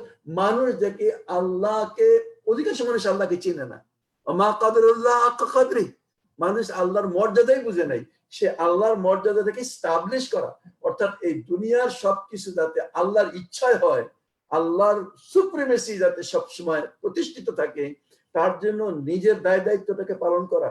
ঠিক তেমনি বলে রসুলই, অর্থাৎ আল্লাহর রসুল সাল্লাল্লাহু আলাইহি ওয়াসাল্লাম যে বাণী নিয়ে আসছেন, যে কল্যাণময় জীবনের একটা সুন্দর চিত্র আমাদের সামনে পেশ করেছেন, সেইটাকে অনার করা, মানা, সেটাকে ফলো করা। ওয়ালে কিতাবে মানে হলো আল্লাহর কোরআন যে তিনি প্রেরণ করেছেন, তার প্রতিটা অক্ষর অক্ষরে আমাদেরকে পালন করা। কারণ এই কিতাবটার মর্যাদা এরকম যে কিয়ামতের এই কঠিন দিনে যখন বিচার হবে, কেউ জান্নাতে যাবে, কেউ জাহান্নামে যাবে, আল্লাহর রাসূল বারবার বিভিন্ন মানুষকে আল্লাহর কাছে ফরিয়াদ করে তিনি তাদেরকে মুক্ত করবেন। কিন্তু ফাইনালি তিনি যে কথাটা বলছেন যে ওই কঠিন আযাব থেকে আমি আমার সেই উম্মতদেরকে রক্ষা করতে পারলাম না, যাদেরকে কোরআন অন্তরায় হয়ে দাঁড়াইলো। সুতরাং এই কোরআনের মর্যাদা, কিতাবের মর্যাদা, ওয়ালি রাসূলিহি ওয়াল আইম্মাতুল মুসলিমিন, এবং মুসলিমদের কল্যাণ কামনা, এই জিনিসটা আমরা আমাদের সবাই জানি। আমরা আল্লাহর রাসূল সাল্লাল্লাহু আলাইহি ওয়াসাল্লাম এই হাদিসও জানি, লা ইউমিনু আহাদুকুম হাত্তা ইউহিব্বু লিআখি মা ইউহিব্বু লিনাফসি, যতক্ষণ পর্যন্ত নিজের জন্য যা ভালোবাসো তা তোমার নবীর জন্য, তোমার ভাইয়ের জন্য না ভালোবাসো, ততক্ষণ তুমি মুমিন না, তুমি মুমিন না। সুতরাং আমরা দেখি যে এইটাই সেই জিনিস যা ইসলাম আমাদেরকে দায়িত্ব দিয়েছে। আল্লাহ রাসূলের সাহাবীরা পরিষ্কার করে বলছেন যে তারা বায়াত নিতেন, অঙ্গীকার করতেন, ওত নিতেন, কিসের উপর? পরিষ্কার কথা, বায়াত রাসূলুল্লাহ সাল্লাল্লাহু আলাইহি ওয়াসাল্লাম আলা ইকামিস সালাত, আমরা বায়াত নিতাম আল্লাহ রাসূলের উপর, কিসের উপর? নামাজ প্রতিষ্ঠা করার জন্য, ওয়া ইতাইজ যাকাত, যাকাত আদায় করার জন্য, ওয়া নাসিহ লিকুল্লি মুসলিম, এবং প্রত্যেকটা মুসলমানের কল্যাণ কামনার জন্য। সম্মানিত ভাই এবং বোনেরা, মনে করেন যে কোন ব্যক্তি যদি আপনি কল্যাণ করেন, তাহলে সবচেয়ে বড় কল্যাণ কি করতে পারেন?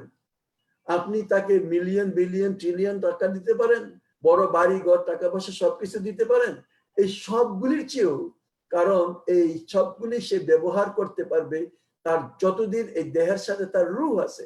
এই দেহ থেকে রূহ সেপারেট হয়ে যাওয়ার পর আর এর কোনো মর্যাদাই আর এখানে থাকে না, বা তার কোনো মূল্যই থাকে না। এই জন্য এটাই বড় জিনিস না, বরং দেখেন আমি একটা আয়াতের ব্যাখ্যা আপনাদের সামনে বলি। আমরা দেখি আল আল ফিতনাতু আসাদ্দু মিনাল কতল, আল ফিতনাতু আসাদ্দু মিনাল কতল, ফিতনা সৃষ্টি করা কতলের চেয়ে জঘন্য। কতল মানে একটা মানুষকে মেরে ফেলা, কতল করে ফেলা, তার চেয়েও জঘন্য হলো তাকে ফিতনাত বিধি নিক্ষেপ করা। তাহলে এইটার অর্থ কি? এই ফিতনা হইলো কোনো এক ব্যক্তিকে সত্য সঠিক দিন থেকে আলাদা করে দেওয়া। কারণ দুনিয়ার বুকে সে যদি এইভাবে কতল না হয়ে আরো কিছুদিন বেঁচে থাকতো, হয়তো আরো 50 বছর বেঁচে এই দুনিয়ার আলো বাতাস সব ব্যবহার করতে ভোগ করতে পারতো, কিন্তু সেই ব্যক্তি এটা থেকে বঞ্চিত হইল। কিন্তু পক্ষান্তরে যদি কোনো ব্যক্তি সত্য সঠিক দিন থেকে বিভ্রান্তির মধ্যে পড়ে, তার যে জীবন সেটা হইল মৃত্যুর পর অনন্তকাল তাকে জাহান্নামের আগুনে জ্বলতে হবে। সেটা কত বেশি মারাত্মক। এই আয়াতের অর্থ এটাই যে আল ফিতনাতু আসাদ্দু মিনাল কতল, অর্থাৎ কাউকে ফিতনা মানে এই জন্য কোরআন বলছে ওয়াকাতিলুহুম হাত্তা লা তাকুনা ফিতনা ওয়া ইয়াকুনু দীনু লিল্লাহ, ততক্ষণ পর্যন্ত তোমরা প্রচেষ্টা চালাও, চেষ্টা করো, তোমরা সংগ্রাম করো, যতক্ষণ না এই ফিতনা নির্মূল হয়ে যায় এবং দিন পরিপূর্ণরূপে আল্লাহর অধীন হয়ে যায়। এই আল্লাহর অধীন হওয়া পর্যন্ত এই কাজটুকু আমাদের প্রত্যেকের উপর ফরজ। আল্লাহ রাসূল সাল্লাল্লাহু আলাইহি ওয়াসাল্লাম বলছেন, মান রাআ মিনকুম মুনকারান ফালইয়ুগাইয়িরু, তোমরা যেই কোনো অন্যায় দেখবে সে সেটাকে পরিবর্তন করবে। কিভাবে? লিয়াদি, হাত দ্বারা, ফাইনলাম তাস্তাতি ফাবিলিসানি, না পারলে তোমরা তোমাদের মুখের কথা দ্বারা সেটা পরিবর্তন করবে। ফাইনলাম তাস্তাতি, তাও যদি না পারো তাইলে সেটা তোমাদের অন্তর দ্বারা চেষ্টা করবে, রিসার্চ করবে, how to tackle this, how to change this situation. এইটা হইলো এই আয়াতের অর্থ। যদিও আমাদের অধিকাংশ মানুষ এটার আয়াতটার ব্যাখ্যা করে যে তৃতীয়টা বলে ফাইলাম তাস্তাতি ফাবি কলবিহি, যদি না পারো তাহলে অন্তর দ্বারা ঘৃণা করো। এখানে ঘৃণা শব্দটা নাই, ঘৃণা আপনি প্রথমেই করেছেন, ঘৃণা করেন বলেই তো হাত দ্বারা আপনি সেটাকে রুখতে চেষ্টা করছেন, মুখের কথা দ্বারা বিরোধিতা করেছেন, আর এই কথা বলে শেষ পর্যন্ত মনে করে যে আমি যদি ঘৃণা করে আমি বেঁচে গেছি। নো, আপনাকে অন্তর দ্বারা, ব্রেন দ্বারা, আপনার ইন্টেলেক্ট দ্বারা চিন্তা ভাবনা করতে হবে যে কিভাবে আপনি সেই জিনিসটাকে চেঞ্জ করবেন। সুতরাং এটা একটা কন্টিনিউয়াস প্রসেস, থামার কোনো সুযোগ নাই। আল্লাহ রাব্বুল আলামিন আমাদেরকে এই কাজটা করার জন্য যেমন বলছেন, সেই সাথে এই দাওয়াতি কাজের এত মহত্ব মর্যাদা তিনি বিভিন্ন বর্ণনা আমাদের কাছে করেছেন।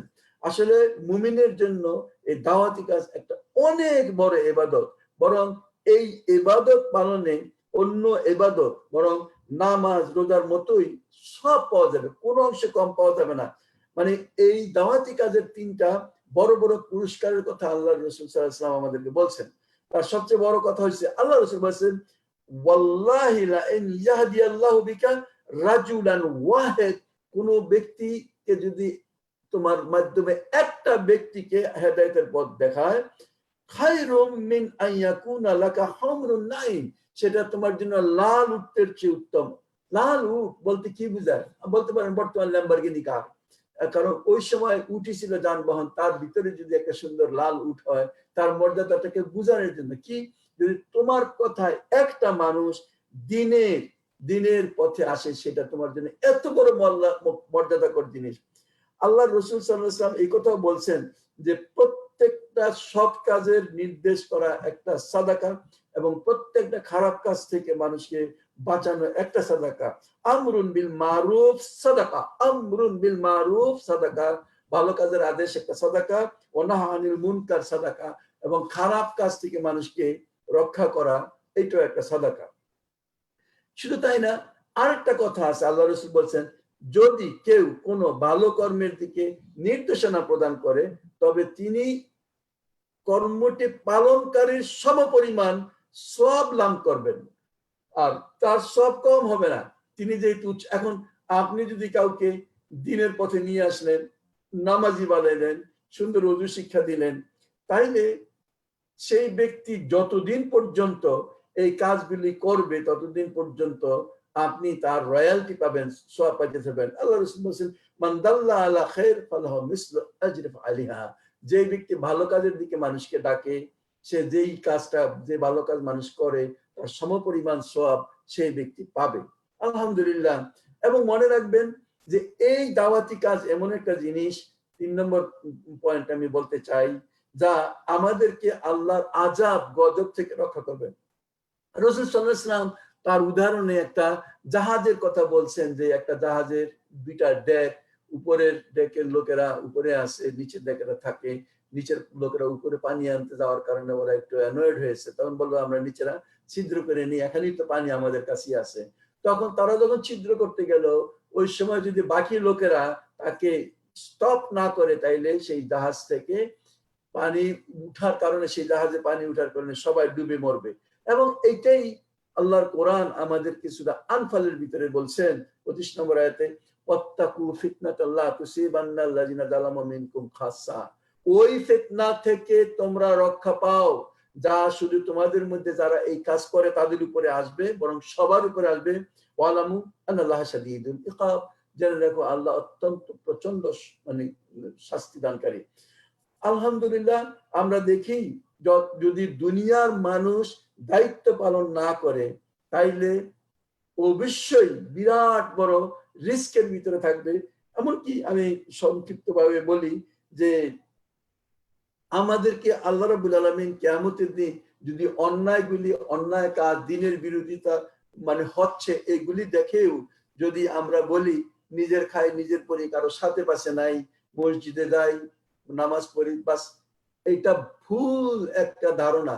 এটা বলবো, এটা ইংরেজদের আমাদের দেশে চালু করা একটা কথা, যে ধর্মের সাথে বাকি সোসাইটির কোনো মিল নাই। এটার সাথে খ্রিস্টানরা যেমন বলে যে রবের সাথে সম্পর্ক সপ্তাহে একদিন, এর বেশি কিছু না। এইটা এমন একটা কথা যা আসলে আমাদের জন্য অ্যাপ্রোপ্রিয়েট না। কিয়ামতের এই কঠিন দিনের অবস্থাটা আল্লাহ রাসূল সাল্লাল্লাহু আলাইহি ওয়াসাল্লাম বলছেন, যেই ব্যক্তি কোনো অন্যায়কে দেখলো কিন্তু সাইলেন্ট থাকলো, তাকে আল্লাহ রাব্বুল আলামিন জিজ্ঞাসা করবেন যে কোন জিনিস আল্লাহ বলবেন, মা মানাকা আন তাকুলু ফি, তুমি এই বিরুদ্ধে কোনো কথা কেন বললো না?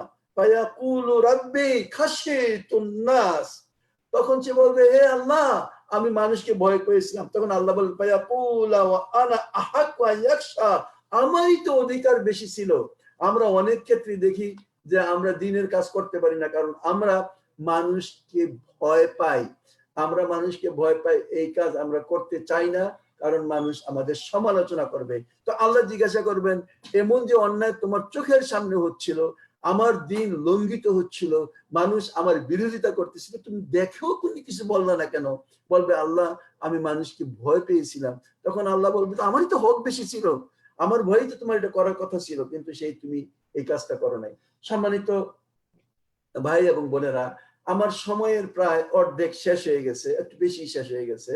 এখন আমার কিছু কথা, যে আমার কোন ধরনের আমার গুণ থাকতে হবে, বা কোন ধরনের ক্যাপাসিটি আমার কি বলেন কোয়ালিটি আমাকে অর্জন করতে হবে, যার মাধ্যমে এই দাওয়াতি কাজটা আমি করতে পারি। সোজা কথা, আমি মানুষকে ডাকবো আল্লাহর দিকে। অনেক ক্ষেত্রে জ্ঞানের অভাবে অনেকে ভালো করতে যায় ও বিপদের সম্ভাবনা মানুষকে বিপদের মধ্যে নিক্ষেপ করে। দাওয়াতের ক্ষেত্রে স্পষ্ট জ্ঞান আবশ্যকতার বিষয়ে আল্লাহ রাব্বুল আলামিন বললেন, কুল হাযিহি সাবিলি আদু ইলাল্লাহ আলা বাসিরাতিন আনা ওয়া মান ইত্তাবানি, আমি এবং যারা আমার অনুসারী, বলছে হাযিহি সাবিলি, এইটাই আমার কাজ। হযরত ইউসুফ আলাইহিস সালামের মুখ দিয়ে আল্লাহ কথাটা বলতেছেন, এইটাই আমার কাজ। আমরা দেখি যে তিনি কতটা দাওয়াতের ব্যাপারে সক্রিয় ছিলেন। প্রথমেই তিনি নিজেকে স্টাবলিশ করেছেন ওই জেলখানায়, এবং যখনই জেলখানার ওই জানেন আপনার ঘটনা, ওই দুই কয়েদি যখন একটা স্বপ্ন দেখলো, তারা হযরত ইউসুফ আলাইহিস সালামের কাছে বলার পর তিনি এই স্বপ্নের তাবির সরাসরি বলেন নাই, বরং তিনি সেখানে যেহেতু তারা কথা বলতে আসছে, সেই দাওয়াতের দায়িত্বটা পালন করেছেন। এবং তিনি বললেন, এটি তোমার কাজ, এটাই আমার কাজ, হাযিহি সাবিলি, এইটাই আমার কাজ, আদু ইলাল্লাহ। আমার আর আপনারও এই কাজটাই হওয়া উচিত। আমরা দেখেন, যার মাথায় যেটা ঘুরপাক খায় সবসময় সেটাই সে বলে বেড়ায়, সেই কাজটা করে বেড়ায়। ইভেন আমাদের ভিতরে দেখবেন, যদি কেউ নতুন একটা বাড়ি কিনে, তার সাথে কথাবার্তা বলতে দেখবেন ঘুরায় ফিরে সে তার বাড়ির প্রশংসাই করতেছে। এইটাই হলো, যেহেতু এটা এখন তার কাছে খুব একটা হট কেক। ঠিক তেমনি ভাবে আমার আর আপনি মুসলমান হিসাবে আমাদের মূল কাজ, যখন কোথাও পার্টি হবে, কোথাও আমরা গেলাম, সেখানে এই সমস্ত দুনিয়ার বিভিন্ন জিনিস নিয়ে আলোচনা করার কোনো কারণ নাই, বরং এটাই বাস্তবতা। আমি সেদিন দেখলাম যে আমাদের যারা পিএইচডি করে এখানকার স্টুডেন্ট, তাদের একটা বৈঠকে তারা বৈঠকে জয়েন করার আগে তাদের পিএইচডির বিভিন্ন সাবজেক্ট, কিভাবে কোন স্যার আন্ডারেটার কি, এই সমস্ত কথা খুব আলোচনা করতেছে। তা আমি মনে মনে ভাবলাম যে এই গ্রুপটার মাথার ভিতরে কিভাবে স্টুডেন্ট হিসেবে একটা পিএইচডি ডিগ্রি নিবে, এইটাই ঘুরপাক খায়। সুতরাং তারা সেটা নিয়েই তো আলোচনা করতেছে, স্বাভাবিক, এটা আমি খারাপ বলতেছি না। হ্যাঁ, তারপরে যাই আলহামদুলিল্লাহ তারা এই গ্রুপ এরকম যে তারাই শেষ পর্যন্ত দিনের আলোচনায় বসছে, আমি কিছু কথাবার্তা তাদের সঙ্গে বলছি। ঠিক তেমনি ভাবে আপনার আর আমার মাথায় যদি দিনের দাওয়াতের প্রশ্নটা থাকে, তাহলে সবসময় আমরা সেই জিনিসটা কি করব, যেখানে দাওয়াত খাইতে যাবেন, যেখানে চান্স পাবেন, সেখানেই আপনি কোনো না কোনো ভাবে কোনো কথা চলছে, আপনার সেই কথাটার মোড় আপনার দায়িত্ব গাইড করে সেটাকে আখিরাতের মুখী করবেন, দিনের দাওয়াতি কথা বলবেন। অর্থাৎ আপনাকে মানে এরকম ভাবে টেক্টফুলি এই দায়িত্বটা পালন করতে হবে যে আয়াতটা কোরআনে বলছে, কুল হাযিহি সাবিলি, এটাই আমার কাজ, আদু ইলাল্লাহ, যে মানুষকে আল্লাহর দিকে ডাকি, আলা বাসিরাতিন আনা ওয়া মান ইত্তাবানি, আলা বাসিরা, সুস্পষ্ট ইলম জ্ঞানের মাধ্যমে আমি এবং আমার যারা সঙ্গী আছে তারাই। তাই হোক, তাহলে মানুষকে ডাকতে হবে কিসের ভিত্তিতে? মানুষকে ডাকতে হবে নিজের কোনো কথা দিয়ে না, শুধু আল্লাহর কোরআন এবং রাসূল সাল্লাল্লাহু আলাইহি ওয়াসাল্লামের হাদিসের মাধ্যমে। আল্লাহ রাসূল সাল্লাল্লাহু আলাইহি ওয়াসাল্লাম পরিষ্কার করে বলছেন যে কুল ইন্নামা উনজিরুকুম বিল ওয়াহি, যে আমি তো তোমাদেরকে শুধু ওহীর ভিত্তিতে ডাকি, এর ভিতরতেই ইন্না উনজিরুকুম মানে আমি তোমাদেরকে সতর্ক করি। এই জন্য কোরআন এবং হাদিসের সুস্পষ্ট জ্ঞান হাসিল করতে হবে। এইগুলির সার্বক্ষণিক অধ্যয়ন মুমিনের জন্য সর্বশ্রেষ্ঠ আবাদত, শ্রেষ্ঠতম জিকির। এই দাওয়াতের এবং দাওয়াতি কাজের প্রধান মানে কি বলবো হাতিয়ার আপনি বলতে পারেন। আমরা অনেক ক্ষেত্রে বুঝি না। আল্লাহ রাসূল সাল্লাল্লাহু আলাইহি ওয়াসাল্লাম মসজিদে নববীতে ঢুকলেন, দেখলেন যে একদিকে কিছু লোক বসে দিনের আলোচনা করতেছে, অন্যদিকে কিছু লোক বসে নফল নামাজ পড়তেছে। তিনি বললেন উভয়ই কল্যাণ কাজ করে, কিন্তু একজনের চেয়ে আরেকজনের কাজ বেশি মর্যাদা সম্পন্ন। একজন যারা ইবাদত বন্দেগীতে লিপ্ত আছে, আল্লাহ তাদের গ্রহণও করতে পারেন, নাও করতে পারেন, মাফও করতে পারেন।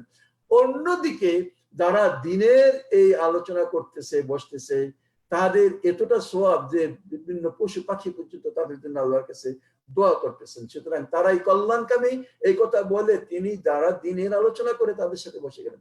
মসজিদে নববীতে নামাজ পড়ার ক্ষেত্রে এই কথাটা আসে। তাহলে আমরা দেখি যে আমাদেরকে ইলম এইটা সবচেয়ে বড় আপনার জীবনের জন্য হাতিয়ার। আপনি যে মানুষকে ডাকবেন, কিয়ামতের কঠিন বিচারের দিনে আপনার কাছে ডকুমেন্ট থাকতে হবে যে আপনি কোরআনে আল্লাহ যা নির্দেশ দিয়েছেন সে কথাটাই বলেছেন, আল্লাহর রাসূল আপনাকে যে কথাটা বলতে বলছেন সে কথাটাই বলতেছেন। নিজের দিকে কাউকে আপনি ডাকেন নাই, আপনি আল্লাহর কোরআন এবং রাসূলের হাদিসের দিকে ডাকেছেন। এইটাই হবে আসলে মূল জিনিস। এটা হলো 1 নম্বর। 2 নম্বর মানে দাওয়াতের জন্য কোয়ালিটি আপনার কি কি লাগবে, আমার কি কি লাগবে। 2 নম্বর, দাওয়াতি কাজের জন্য তাদেরকে, যাদের কাছে আমি দাওয়াত পৌঁছাবো, তাদেরকে ভালোবাসতে হবে। এবং মানে আল্লাহর রাসূল সাল্লাল্লাহু আলাইহি ওয়াসাল্লাম যাদের কাছে এই দাওয়াত পৌঁছিয়েছেন, তাদের ব্যাপারে কতটা সিরিয়াস ছিলেন যে তারা যাতে দিনের এই দাওয়াত, মানে আল্লাহ কোরআনে বলছেন আল্লাহ বাকিউ নাফসাকা লা আসারিহিম ইল্লাম ইউমিনু বিহাযাল হাদিস। আমরা দেখি সূরা কাহাফের ভিতরে 6 নম্বর আয়াতে আল্লাহ এই কথাটা বলতেছেন, তার বাণীতে বিশ্বাস না করলে মনে হয় রাসূল আপনি তাদের পিছনে ঘুরে ঘুরে বেদনায় কষ্টে নিজেকে আপনি ধ্বংস করে ফেলবেন। তার মানে কতটা ভালোবাসা, মহব্বত, আন্তরিকতা ওই লোকদের প্রতি ছিল তাদেরকে জাহান্নামের আগুন থেকে রক্ষা করার জন্য, যে সেই কথাটা আল্লাহ রাব্বুল আলামিন কোরআনে আমাদের জন্য মানে এটাকে কোট করে রেখেছেন। এবং আমরা রেগুলার প্রত্যেক শুক্রবারে সূরা কাহফ যখন পড়ি, আমরা সেই জিনিসটা আমরা পড়ি। আমরা দেখি যে তায়েফের ঘটনা আমরা সবাই জানি, আলহামদুলিল্লাহ।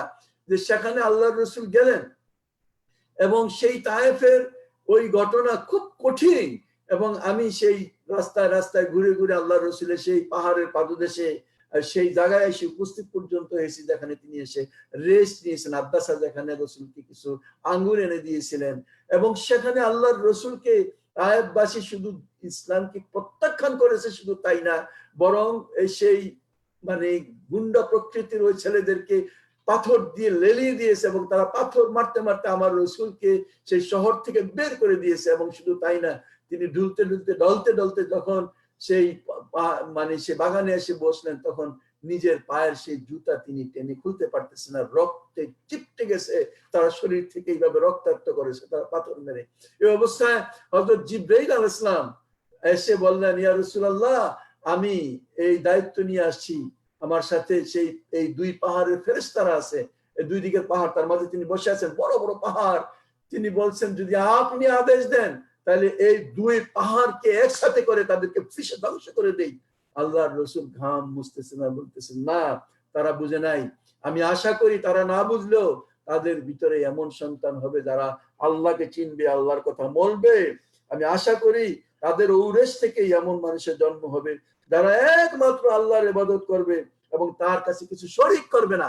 এবং আপনি জানেন যে মোহাম্মদ বিন কাসেম সাক্কাফি এই বংশের লোক, যিনি এই উপমহাদেশে আমাদের কাছে দ্বীনের দাওয়াত পৌঁছে দিয়েছেন।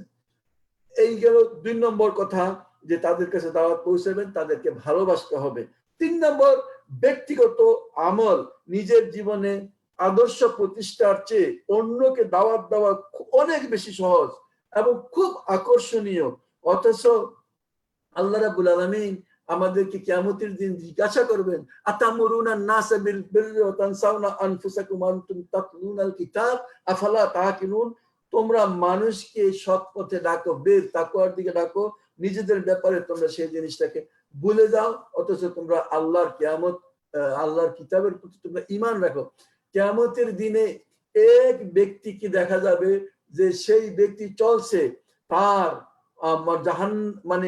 জাহান্নামে সে এরকম অবস্থা যে আগুনে তার নারগুড়ি, যেমন গাধা জাতা বা ঘনি আপনারা দেখেছেন, আজকাল দেখা যায় না, আমরা ছোটবেলা দেখেছি, তেল করার জন্য যেভাবে ঘুরে, তার অবস্থা এমন কঠিন। তখন জিজ্ঞাসা করা হচ্ছে, তুমি তো আমাদেরকে সৎ আদেশ দিতে, আজকে তোমার এই অবস্থা কেন? তখন সে বলবে যে আমি তোমাদেরকে সেই কথা যা বলতাম আমি নিজে তা করতাম না। এই জন্য আল্লাহ বলছেন, ইয়া আইয়ুহাল্লাযিনা আমানু লিমা তাকুলুনা মা লা তাফআলুন কাবুরা মাকতান ইনদাল্লাহি আন তাকুলু মা লা তাফআলুন।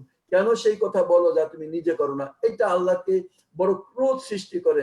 আলহামদুলিল্লাহ, আমরা নিজেরা প্রথমে প্র্যাকটিস করব এবং তারপর সেই কথাটাই মানুষকে আমরা বলবো। যা আমি নিজে করব না তা আমি বলবো না, আগে আমি নিজে সেটাকে প্র্যাকটিস করব আমাদের, তারপরে সেই কথাটা আমরা বলবো। শুধু এই ব্যাপারে আমরা প্রত্যেকেই যারা এই দিনই কাজ করব, আমাদেরকে শুধু নেকির দিকে আমাদের ঝোঁক থাকবে। আমরা দিন দিন চেষ্টা করব সুদ, ঘুষ, অ্যালকোহল এই সমস্ত জিনিস থেকে আমরা নিজেদেরকে সবসময় দূরে রাখার চেষ্টা করব। 4 নম্বর পয়েন্ট আমি যেটা বলতে চাই, আমার যতটুকু সময় আছে, সে আমাদেরকে সবসময় বিনম্রতা এবং খুব বন্ধুত্বপূর্ণ সম্পর্ক রাখতে হবে। আপনি দেখেন, মূসা আলাইহিস সালামকে ফেরাউনের নিকট যখন আল্লাহ পাঠান, আল্লাহ মূসাকে বলেন, ইযহাব ইলা ফিরআউনা ইন্নাহু তাগা, যাও ফেরাউনের কাছে, সে সীমা লঙ্ঘনকারী। ফাকুল লাহু কাওলান লাইয়িনা, তাকে অত্যন্ত নরম সুরে কথা বলো। লাআল্লাকা তাযাক্কারু ওয়াল ইয়াখশা, হইতে পারে যে সে শিক্ষা গ্রহণ করবে এবং আল্লাহকে ভয় করবে। এই হইল মূসাকে ফেরাউনের কাছে। আমি আপনি মূসার সমকক্ষ না। আর যারা দুনিয়ার আশেপাশে আমাদের বিরোধিতা করতেছে, তারাও কেউ ফেরাউনের মতো এত ক্রিমিনাল না। তারপরেও আল্লাহ রাব্বুল আলামিন তিনি জানতেন কিয়ামতের দিন যাতে ফেরাউন কোনো অজুহাত পেশ না করতে পারে, ঠিক তেমনি ভাবে এই সমাজের লোকদের যাদের কাছে আমরা আসি, তারাও যাতে কোনো অজুহাত না পেশ করতে পারে, সেই জন্য আমাদেরকে ওয়াকুলু লাহুম কাওলান লাইয়িনা, অত্যন্ত নরম সুরে তাদের কাছে, আমাদের কাছে এই কথাটা বলতে হবে। এইটাই আমাদের কোরআন শিক্ষা দিচ্ছে। বরং আল্লাহ রাসূল সাল্লাল্লাহু আলাইহি ওয়াসাল্লাম সম্পর্কে যিনি আমাদের আদর্শ, তিনি বলেছেন, ফাবিমা রাহমাতিন মিনাল্লাহি লিনতা লাহুম ওয়ালাউ কুনতা ফাজ্জান গালিজাল কালবি ফাদ্দু মিন হাওলিক ফাফু আনহু ওয়াস্তাগফির লাহুম ওয়া শায়িরু ফিল আমর ফাইজা আযামতা ফাতাওয়াক্কাল আলাল্লাহ ইন্নাল্লাহা ইউহিব্বুল মুতাওয়াক্কিলিন। এই আয়াত আমরা সবাই জানি। আমরা এই আয়াতের পরিপ্রেক্ষিতে নিজের লাইফকে আমরা সাজানোর চেষ্টা করব। 5 নম্বর পয়েন্ট আমি যেটা বলতেছি, সবসময় মনে রাখবেন, মন্দের বিনিময় ভালো দিয়ে আমাদেরকে দিতে হবে। আল্লাহ রাব্বুল আলামিন এই কাজটাকে শ্রেষ্ঠতম কাজ বলছেন। তিনি বলছেন ওয়ামান আহসানু কাওলাম মিম্মান দা ইলাল্লাহি ওয়া আমিলুস সালিহাত ওয়া ক্বালা ইন্নানি মিনাল মুসলিমিন। ওই কথার চেয়ে কোন কথা উত্তম? তিনি আহসান শব্দটা ব্যবহার করেছেন। সুপারলেটিভ ডিগ্রিতে তিনি এই কথাটা বলেছেন। হাসানের সুপারলেটিভ ডিগ্রি, যেমন good, better, the best. The best of all talks is calling people towards Allah, এবং সেই সাথে নেক কাজ করা। ওমান আহসানু কাওলাম মিম্মান দা ওয়া ক্বালা ইন্নানি মিনাল মুসলিমিন ওয়া ক্বালা ইন্নানি মিনাল মুসলিমিন। এরপর কি বলেন? ওয়ালা তাস্তাউল হাসানাতু ওয়ালা সাইয়্যা ইদফা বিল্লাতি হিয়া আহসান। ভালো এবং মন্দ কখনো সমান নয়। ইদফা বিল্লাতি হিয়া আহসান।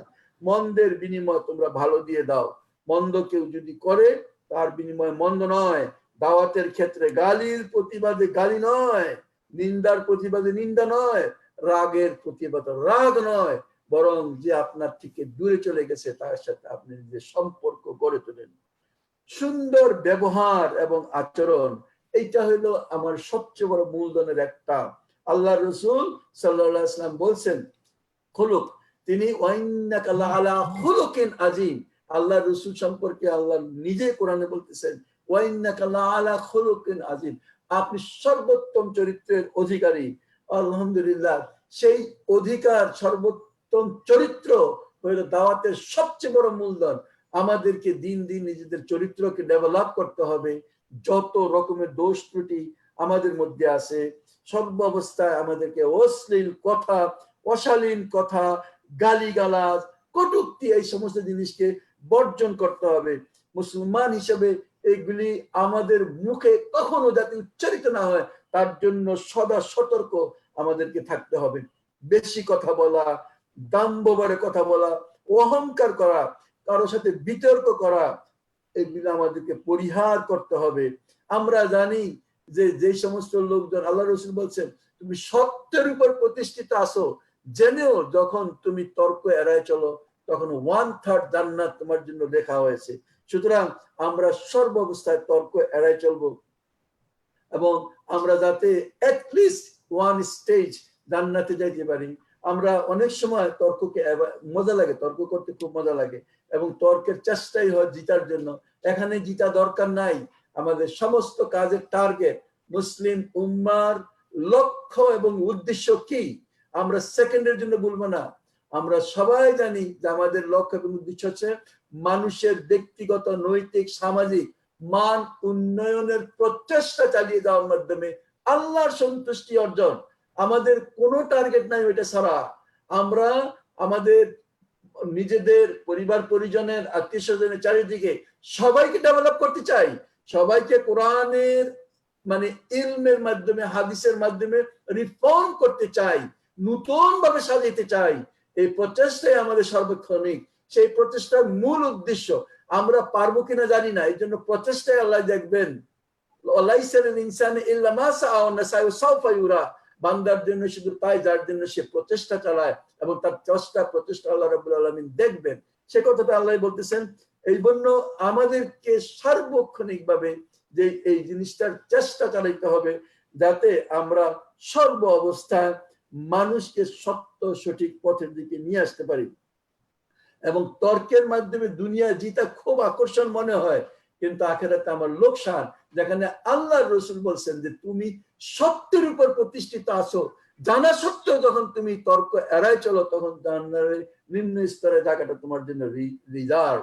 এরপর যাদের কাছে আমরা এই দাওয়াত পৌঁছাবো, সবসময় স্মাইলিং ফেস, সহাস্য তাদের সাথে আমাদেরকে থাকতে হবে। সবচেয়ে বড় যেই গুণ এবং যেই গুণের সাথে আল্লাহ থাকেন, সেই গুণ কি আপনি চাই না? অবশ্যই আমি চাই। সেই গুণ এমন এক গুণ যার চেয়ে মন মানে সম্মানজনক আর কোনো গুণ নাই, সেটা হলো সবর। আল্লাহ রাসূল সাল্লাল্লাহু আলাইহি ওয়াসাল্লাম এই সম্পর্কে যে কথাটা বলছেন, অনেক এবং কোরআনের ইন্নাল্লাহা আস-সাবিরিন, আল্লাহ, কারণ এই দ্বীনি কাজে আপনাকে সবর করতে হবে। যে ব্যক্তি আপনার সম্পর্কে খারাপ কথা বলতে পারে না, তিনি বরং তার চেয়েও বেশি মানে কথা বলে ফেলে, সেখানে আপনাকে সবর করতে হবে। আল্লাহর রাসূল সাল্লাল্লাহু আলাইহি ওয়াসাল্লাম যেমন বলছেন কোরআনের আতা, ইয়া বুনাইয়া, আমরা দেখি মানে লোকমান তার সন্তানকে বলছে, ইয়া বুনাইয়া আকিমিস সালাত ওয়া আমুর বিল মারুফ ওয়ানহা আনিল মুনকার ওয়াসবির আলা মা আসাবাক ইন্না যালিকা মিন আজমিল উমুর। এইজন্যই আমরা দেখি যে সেই সবরের বিকল্প কিছু নাই। আমাকে স্ক্রিনে দেখাইলো যে আপনি সংক্ষিপ্ত করেন প্রশ্ন উত্তরের জন্য। আমি শেষ করি। তবে সম্মানিত প্রিয় ভাই এবং বোনেরা, কিছু কথা আমি কোরআন হাদিসের ভিত্তিতে আপনাদের সামনে বলেছি। এই কথাগুলিকে বাস্তবে রূপ দেওয়া আমাদের জন্য আখিরাতে কল্যাণকর, এবং এর চেয়ে আখিরাতের চেয়ে গুরুত্বপূর্ণ কোনো জিনিস নাই। আপনি যদি এই কাজ না করেন, দুনিয়ার আর কারো লোকসান হোক আর না হোক, আমি যে করব না সেই কাজটা আমারই হবে। এই কাজ করতে গেলে দুনিয়ায় অনেক স্যাক্রিফাইস আমাকে করতে হয়। আমার জন্য দুনিয়া এবং আখিরাত শেষ। কোরআনের একটা আয়াত দিয়ে আমি শেষ করি। আল্লাহর কোরআন আমাদেরকে বলছে, ফাআম্মা মান তাগা ওয়া সারাল হায়াতাদ দুনিয়া ফাইন্নাল জাহিমা হিয়াল মাওয়া ওয়া আম্মা মান তাগা, সীমালঙ্ঘন করে আসারাল হায়াতাদ দুনিয়া, দুনিয়ার জীবনকে বেশি গুরুত্ব দেয়, ফাইন্নাল জাহিমা হিয়াল মাওয়া, জাহান্নাম হবে তার ঠিকানা। ওয়া আম্মা মান খাফা মাকামা রাব্বিহি ওয়া নাহা নাফসা আনিল হাওয়া ফাইন্নাল জান্নাতা হিয়াল মাওয়া।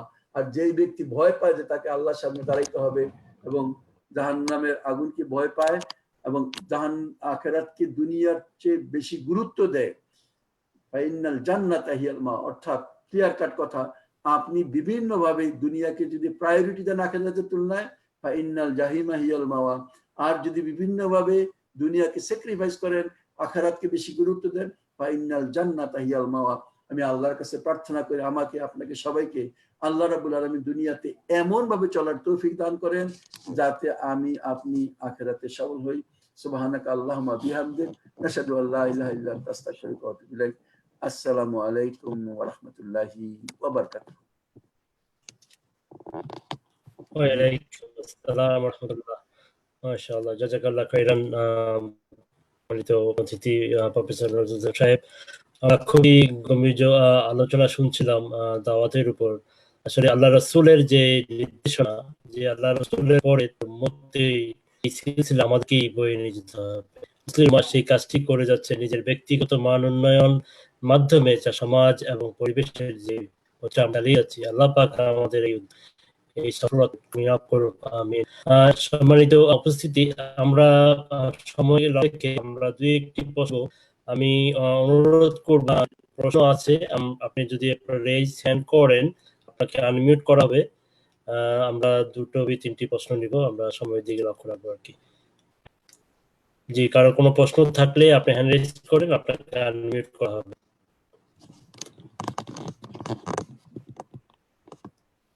আপনাদের আওয়াজ তো খুব একটা পরিষ্কার না, আমার কথা কি শোনা গেছে ভালো? জি আলহামদুলিল্লাহ, একটু ডিফিকাল্টি ছিল প্রথম দিকে, আলহামদুলিল্লাহ।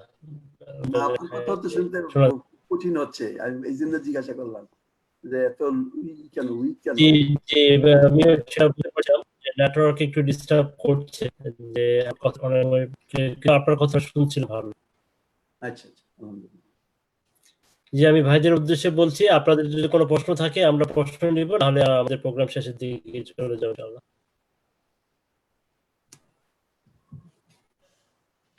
জি মিলন ভাই, যদি কোনো প্রশ্ন না থাকে, যদি কেউ হ্যান্ড রেজ না করে, প্রোগ্রাম শেষের দিকে আসবো।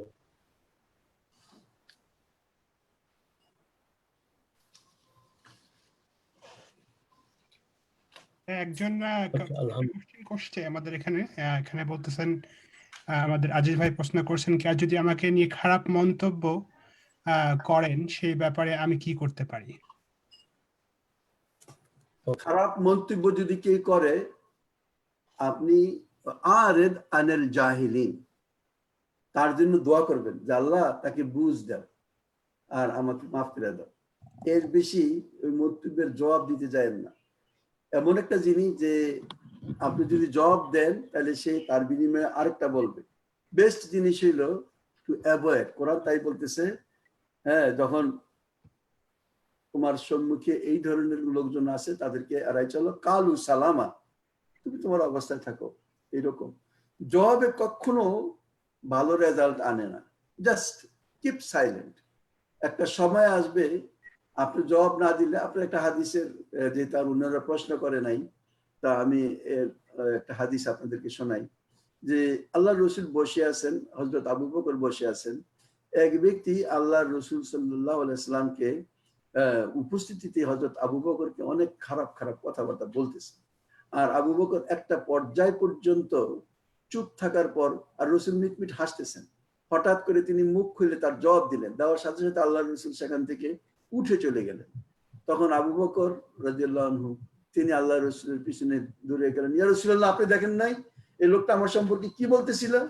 বলে, হ্যাঁ আমি দেখেছি, যতক্ষণ তুমি চুপ ছিলা ততক্ষণ এক ফেরেশতা তোমার পক্ষ থেকে জবাব দিচ্ছিল, কিন্তু যখনই তুমি মুখ খুলছো তখন দেখলাম ফেরেশতা তো উঠে গেল, আর এক শয়তান এসে সেই জায়গা দখল করলো, আর আমি তো শয়তানের সাথে বসতে পারি না। এই যে একটা হাদিস, এই হাদিসটা আমাদের জন্য একটা বিরাট বড় গাইডলাইন। যত মানুষ আপনার সমালোচনা করে আপনি চুপ করে হজম করেন। ওই যে উপরে একজন আছেন, তিনি তো দেখেন, তিনি এগুলি নোট করতেছেন।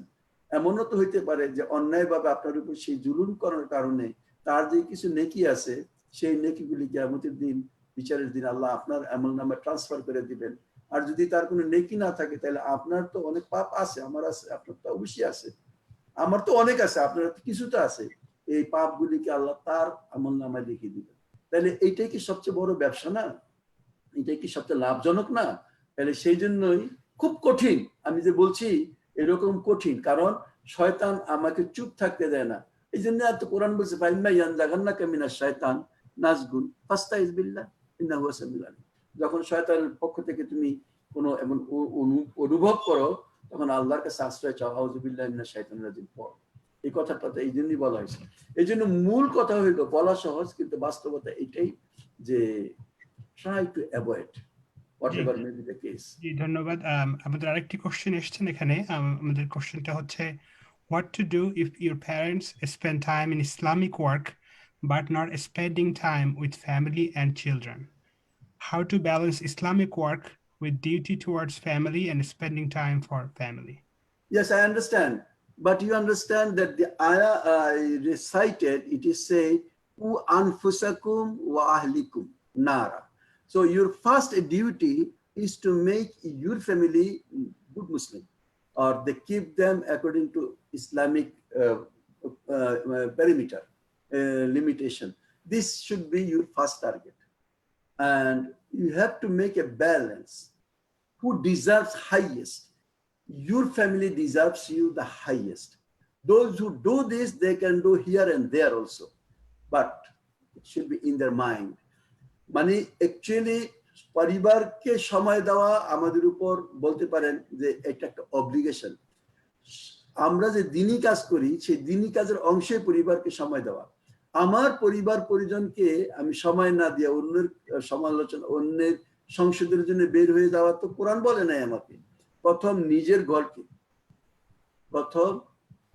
নিজের ঘরকে সংশোধন করতে হবে, তারপরে অন্যদেরকে এটা এইভাবে স্প্রেড করবে। তো পরিবারের হক আছে, আল্লাহ রসুলের হাদিস যে পরিবারের হক আছে, প্রত্যেকটা মানুষের হক আছে, সন্তান সন্ততির হক আছে, হাজবেন্ডের সব আছে, ওয়াইফের সবাই আছে, হক আছে। এই সমস্ত করার পরে যতটুকু সময় পান ততটুকু আপনি, মানে আল্লাহ রসুল বলছেন, নিয়ামতাইন আজিমাতাইন মাগনুন নাস আর-রাহা ওয়াস সাহা। দুইটা বড় বড় নিয়ামত সম্পর্কে মানুষ উদাসীন, যে সম্পর্কে জিজ্ঞাসা করা হবে। একটা হলো আর-রাহা, অবসর time, time that you can acquire free time that you can spend for this purpose, আর good health. তো এই যে সময়টুক, এই সময়টুকু আপনি নিজের পরিবারের জন্য ভাগ করবেন, আপনার পরিবার পরিজনকে দিবেন, এবং বাকিটুক সময় আপনি দিনই কাজ, এটাও দিনই কাজ, পরিবারের কাজটাও দিনই কাজ, এটাকে বুঝতে হবে যে এটাও দিনের কাজ, দিনের অংশ। কেউ একেবারে শুধুমাত্র পরিবারকে নিয়ে এমন ভাবে লিপ্ত হয়ে পড়ে যে বাইরের দিকে তাকানোর সময় নেই, এটাও রং। আবার কেউ শুধু বাইরের কাজ নিয়ে নিজের পরিবারের খবর নেই, এটা তো আরো অনেক বড় রং। আপনাকে ব্যালেন্স করতে হবে। You have to make balance between outside and inside. জি জি, আমাদের সর্বশেষ আরেকটি কোশ্চেন আমরা নিব। সেটি হচ্ছে আমাদের এক ভাই বা বোন যোগদান করছে গ্যালাক্সি H6 থেকে। নামটা আমি দেখতে পাচ্ছি না, আপনি আনমিউট করে কোশ্চেন করতে পারেন।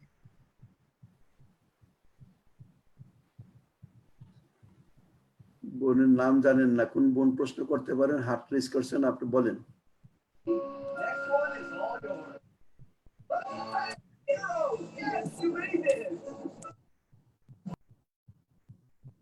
জি জি, আপনি গ্যালাক্সি A6 থেকে জয়েন করছেন, আপনি *6 প্রেস করতে পারেন, করে আপনি কোশ্চেন করতে পারেন।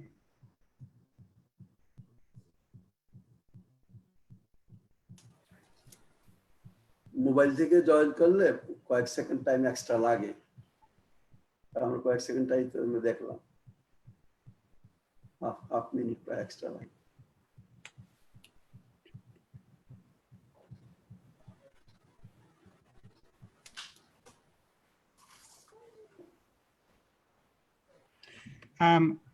আমাদের একটি কোশ্চেন এসছে, সে নাজিমুদ্দিন ভাই কোশ্চেন করছেন। তিনি জিজ্ঞাসা করছেন যে some of the great scholars, they are not connected with any Islamic organization. So why do I need to join a Islamic organization? They are not our model. They are not our model, but our model is Prophet Sallallahu Alaihi Wasallam. Did he work for establishing Islam? If it is so, we have to follow him. Our model is our beloved companions of Prophet Sallallahu Alaihi Wasallam. What struggle they made, I mentioned you in this program. So they are our model.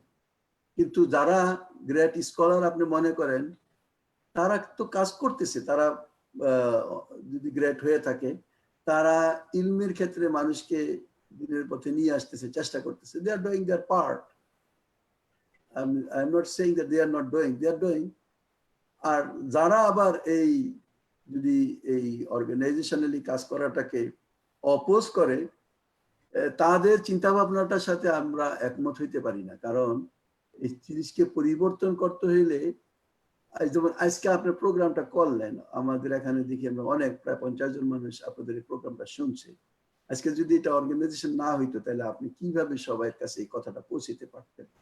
তো তারা একটা পজিশনে চলে যাওয়ার পর, সেই পজিশনে scholar হওয়ার জন্য তারা ইউজ করছে কোনো অর্গানাইজেশনকে, কোনো সংগঠনকে। কিন্তু যখন উপরে পৌঁছে গেছে, তখন তাদের ভিতরে বিভ্রান্তি আসছে যে এখন আর আমাদের সংগঠন দরকার নেই। অথচ তারা সেই পর্যায়ে যে একদিনে যায় নাই, যাওয়ার পিছনে কোনো না কোনো অর্গানাইজেশন তাদেরকে করছেন, অ্যাপ্রিশিয়েট করছেন, আপডেট করছেন, তাদেরকে নিয়ে গেছেন। তারপরে তারা ভুলে গেছে। আমরা তাদের সম্পর্কে চিন্তা ভাবনা করি না। সবসময় চিন্তা করতে হবে, এরা আমার মডেল না, আমার মডেল আল্লাহর রসুল, এবং আল্লাহর রসুলকে অনুসরণ করার সর্বোত্তম মডেল হইল তার সাহাবীরা। আল্লাহ কোরআনে যে কথাটা বলছে, লাকাদ কানা লাকুম ফি রাসূলিল্লাহি উসওয়াতুন হাসানা, তোমাদের জন্য আল্লাহর রসুলের ভিতরেই সর্বোত্তম আদর্শ। যদি আমাদের কাজ আল্লাহর রসুল, যেমন মুনার কাজের প্রথম যে নীতি প্রিন্সিপাল, যে মুনার সমস্ত কাজ আল্লাহর কোরআন এবং রসুলের সুন্নাহ অনুসারে হবে। এটা নাই যে কোন পীর, কোন দরবেশ, কোন বাবা কি বলছে, এর সাথে সম্পর্ক আমাদের নাই। তারা যদি কোরআন হাদিসের কথা বলে থাকে, তাহলে সেটা কোরআন হাদিসের কথা তাদের মুখ দিয়ে আসছে। এতক্ষণ যে কথাগুলি আমি আপনাদের সামনে বলছি, আমার কোনো কথা বলার চেষ্টা করি না, কোরআন হাদিস বলছি, সুতরাং এটি কোরআন হাদিসের কথা। তো ঠিক তেমনি ভাবে আমাদেরকে গাইডলাইন তো আল্লাহ দিচ্ছেন যে তোমরা সর্ব অবস্থায় কোরআন হাদিসের ভিতরেই থাকো, আমরা তাই থাকবো। দে আর নট আওয়ার মানে মডেল, সোজা কথা। ঠিক ভাই, এরপরে জি আলহামদুলিল্লাহ। যে আমাদের আর কোনো কোশ্চেন যদি না থাকে, আমরা আমাদের প্রোগ্রাম শেষের দিকে যাব। মিলন ভাই, কোনো কোশ্চেন আছে আরো? জি না ভাই, আপনি শেষের দিকে যেতে পারেন। জি জাযাকাল্লাহ খাইরান মিলন ভাই। আলহামদুলিল্লাহ, আমরা সম্মানিত অতিথির কাছ থেকে গুরুত্বপূর্ণ আলোচনা এবং কিছু প্রশ্ন উত্তর জানলাম। তার যা খায়ের দান করুক, আমিন। আমি প্রোগ্রামের শেষে এখন আমি আমাদের শেষ কথা এবং মোনাজাতের মাধ্যমে প্রোগ্রাম শেষ করার জন্য মেথড চ্যাপ্টার প্রেসিডেন্ট ভাই মাইনুল হাসানকে অনুরোধ করছি। ভাই মাইনুল হাসান।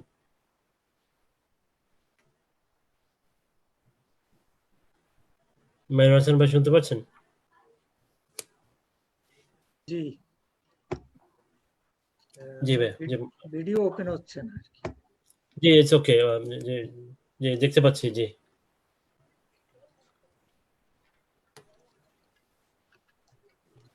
ইন্নাল হামদুলিল্লাহ ওয়াসসালাতু ওয়াসসালামু আলা রাসূলিল্লাহ। মুসলিম উম্মাহ অফ নর্থ আমেরিকা ম্যাসাচুসেটস চ্যাপ্টারের উদ্যোগে আয়োজিত আজকের এই দাওয়া কনফারেন্সে আপনারা দীর্ঘক্ষণ ধরে আমাদের মোহতারাম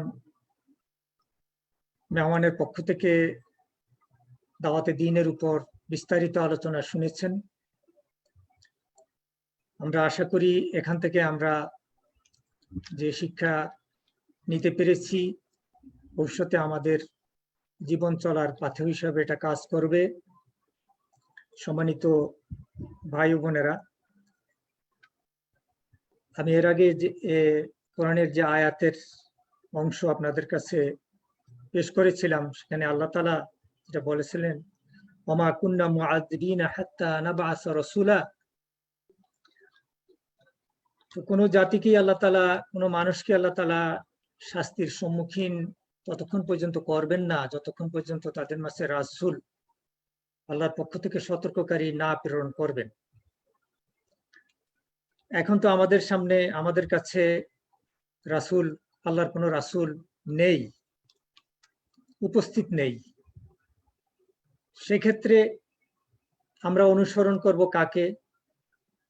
সেটা আল্লাহ রাসূল সাল্লাল্লাহু আলাইহি ওয়াসাল্লাম বিদায় হজের সময় বলে গেছেন যে তারাকতু ফিকুম আমরাইন লান তাদুল্লু মা তামাসসাকতুম বিহিমা কিতাবাল্লাহি ওয়া সুন্নতি। রাসূল সাল্লাল্লাহু আলাইহি ওয়াসাল্লাম কিয়ামত পর্যন্ত সকল মানুষের নবী, রাসূল হিসাবে তিনি আছেন, কিন্তু তিনি সশরীরে আমাদের মাঝে নেই। তার জীবন পদ্ধতি আমাদের কাছে রেখে গেছেন। আরেকটা যেটা আল্লাহর কিতাব, সেটাও কিয়ামত পর্যন্ত অবিকৃত অবস্থায় থাকবে। সেটার দায়িত্ব আল্লাহ তাআলা নিজেই নিয়েছেন। আল্লাহ তাআলা পবিত্র কালামে ঘোষণা করেছেন, ইন্না নাহনু নাযালনা যিকরা ওয়া ইন্না লাহু লাহাফিজুন। কিয়ামত পর্যন্ত আল্লাহ তাআলা এই কোরআনকে হেদায়েত হিসাবে যে দুনিয়াতে পাঠাইছেন, সেটা কিয়ামত পর্যন্ত তিনি অবিকৃত হিসাবে রাখবেন। এর আগের কিতাবগুলি নবী চলে যাওয়ার পরে কিতাবগুলিও নষ্ট হয়ে গেছে, কিন্তু আমাদের পবিত্র কোরআন কিয়ামত পর্যন্ত থাকবে। সেক্ষেত্রে আমাদের হেদায়েতের গ্রন্থ আল কোরআন এবং সেটার নির্দেশনা, সেটার বাস্তবায়ন রাসূল সাল্লাল্লাহু আলাইহি ওয়াসাল্লাম যেভাবে করে গেছেন, আমাদেরকে সে অনুযায়ী কাজ করতে হবে, তাহলেই আমরা নাজাত পাবো। তো সে দাওয়াতের প্রক্রিয়া যদি আমরা ধরে না রাখি, যেটা রাসূল সাল্লাল্লাহু আলাইহি ওয়াসাল্লাম আমাদেরকে দায়িত্ব দিয়ে গেছেন, রাসূল সাল্লাল্লাহু আলাইহি ওয়াসাল্লাম বলেছেন, আল উলামা ওয়ারাসাতুল আম্বিয়া। যে যতটুকু কোরআন হাদিসের এলেম রাখে, এলেম সে আয়ত্ত করেছে, সে ততটুকু এলেমের আলেম, তার উপর দায়িত্ব হয়েছে ততটুকুই মানুষের কাছে পৌঁছে দেওয়া। তা না হইলে কিয়ামতের দিন এই এলেম আমাদের বিরুদ্ধে সাক্ষী দিবে। সুতরাং এই দাওয়াতের কাজ আমাদেরকে কিয়ামত পর্যন্ত চালিয়ে যেতে হবে। আপনারা আমাদের সম্মানিত মেহমানদের কাছ থেকে শুনেছেন দাওয়াতি দ্বীনের প্রয়োজনীয়তা এবং না করলে আমাদের কি ক্ষতি, সবই আপনারা শুনতে পেরেছেন। সুতরাং আশা করি আমরা আজকের এই প্রোগ্রাম থেকে লেসন নেব। আমরা সকলেই দাওয়াতি দ্বীনের কাজে নিজেদেরকে নিয়োজিত করব। আমাদের পরিবার পরিজন থেকে শুরু করে আত্মীয় স্বজন, পাড়া প্রতিবেশী সকলের কাছে আমাদের দাওয়াত দেওয়ার জন্য আমাদের মনে একটা অস্থিরতা থাকতে হবে। কারণ এই দাওয়াত যদি আমাদের আশেপাশের লোকদের কাছে আমরা না পৌঁছাইতে পারি, কিয়ামতের দিন এরা আমাদের বিরুদ্ধে সাক্ষী দিবে। এরাই আমাদেরকে আল্লাহর কাঠগড়ায় দাঁড় করাবে। তারা আমাদের বিরুদ্ধে অভিযোগ করবে যে এরা নিজেরা দ্বীনের পথে ছিল, কিন্তু আমাদেরকে আল্লাহর কালাম এবং দ্বীনের পথে আসার জন্য আমাদেরকে উদ্বুদ্ধ করে নাই। সুতরাং আসুন আমরা কিয়ামতের দিন আমাদের নিজেদের মুক্তির জন্য, নিজেদের কামিয়াবির জন্য আমরা দাওয়াতে দ্বীনে নিজেদেরকে নিয়োজিত করি, প্রতিটি মানুষের কাছে আমরা আল্লাহর দ্বীনের দাওয়াত পৌঁছে দিই। আল্লাহ তাআলা আমাদেরকে সে তৌফিক দান করুন। তো আমরা এখন শেষ করছি, বৈঠকের দোয়া পরে আমরা শেষ করতেছি। সুবহানাকাল্লাহুম্মা ওয়া বিহামদিকা আশহাদু আল্লা ইলাহা ইল্লা আনতা আস্তাগফিরুকা ওয়া আতুবু ইলাইক। আউযু বিল্লাহি মিনাশ শাইতানির রাজীম। বিসমিল্লাহির রহমানির রহিম। ওয়াল আসর ইন্নাল ইনসানা লাফি খুসর ইল্লাল্লাযীনা আমানু ওয়া আমিলুস সালিহাত ওয়া তাওয়াসাউ বিল হাক্কি ওয়া তাওয়াসাউ বিস সাবর। আসসালামু আলাইকুম ওয়া রাহমাতুল্লাহি ওয়া বারাকাতুহু। ওয়ালাইকুম আসসালাম রহমতুল্লাহি আলহামদুলিল্লাহ, আমাদের প্রোগ্রাম এখানে ছিল। জাযাকাল্লাহু খাইরান।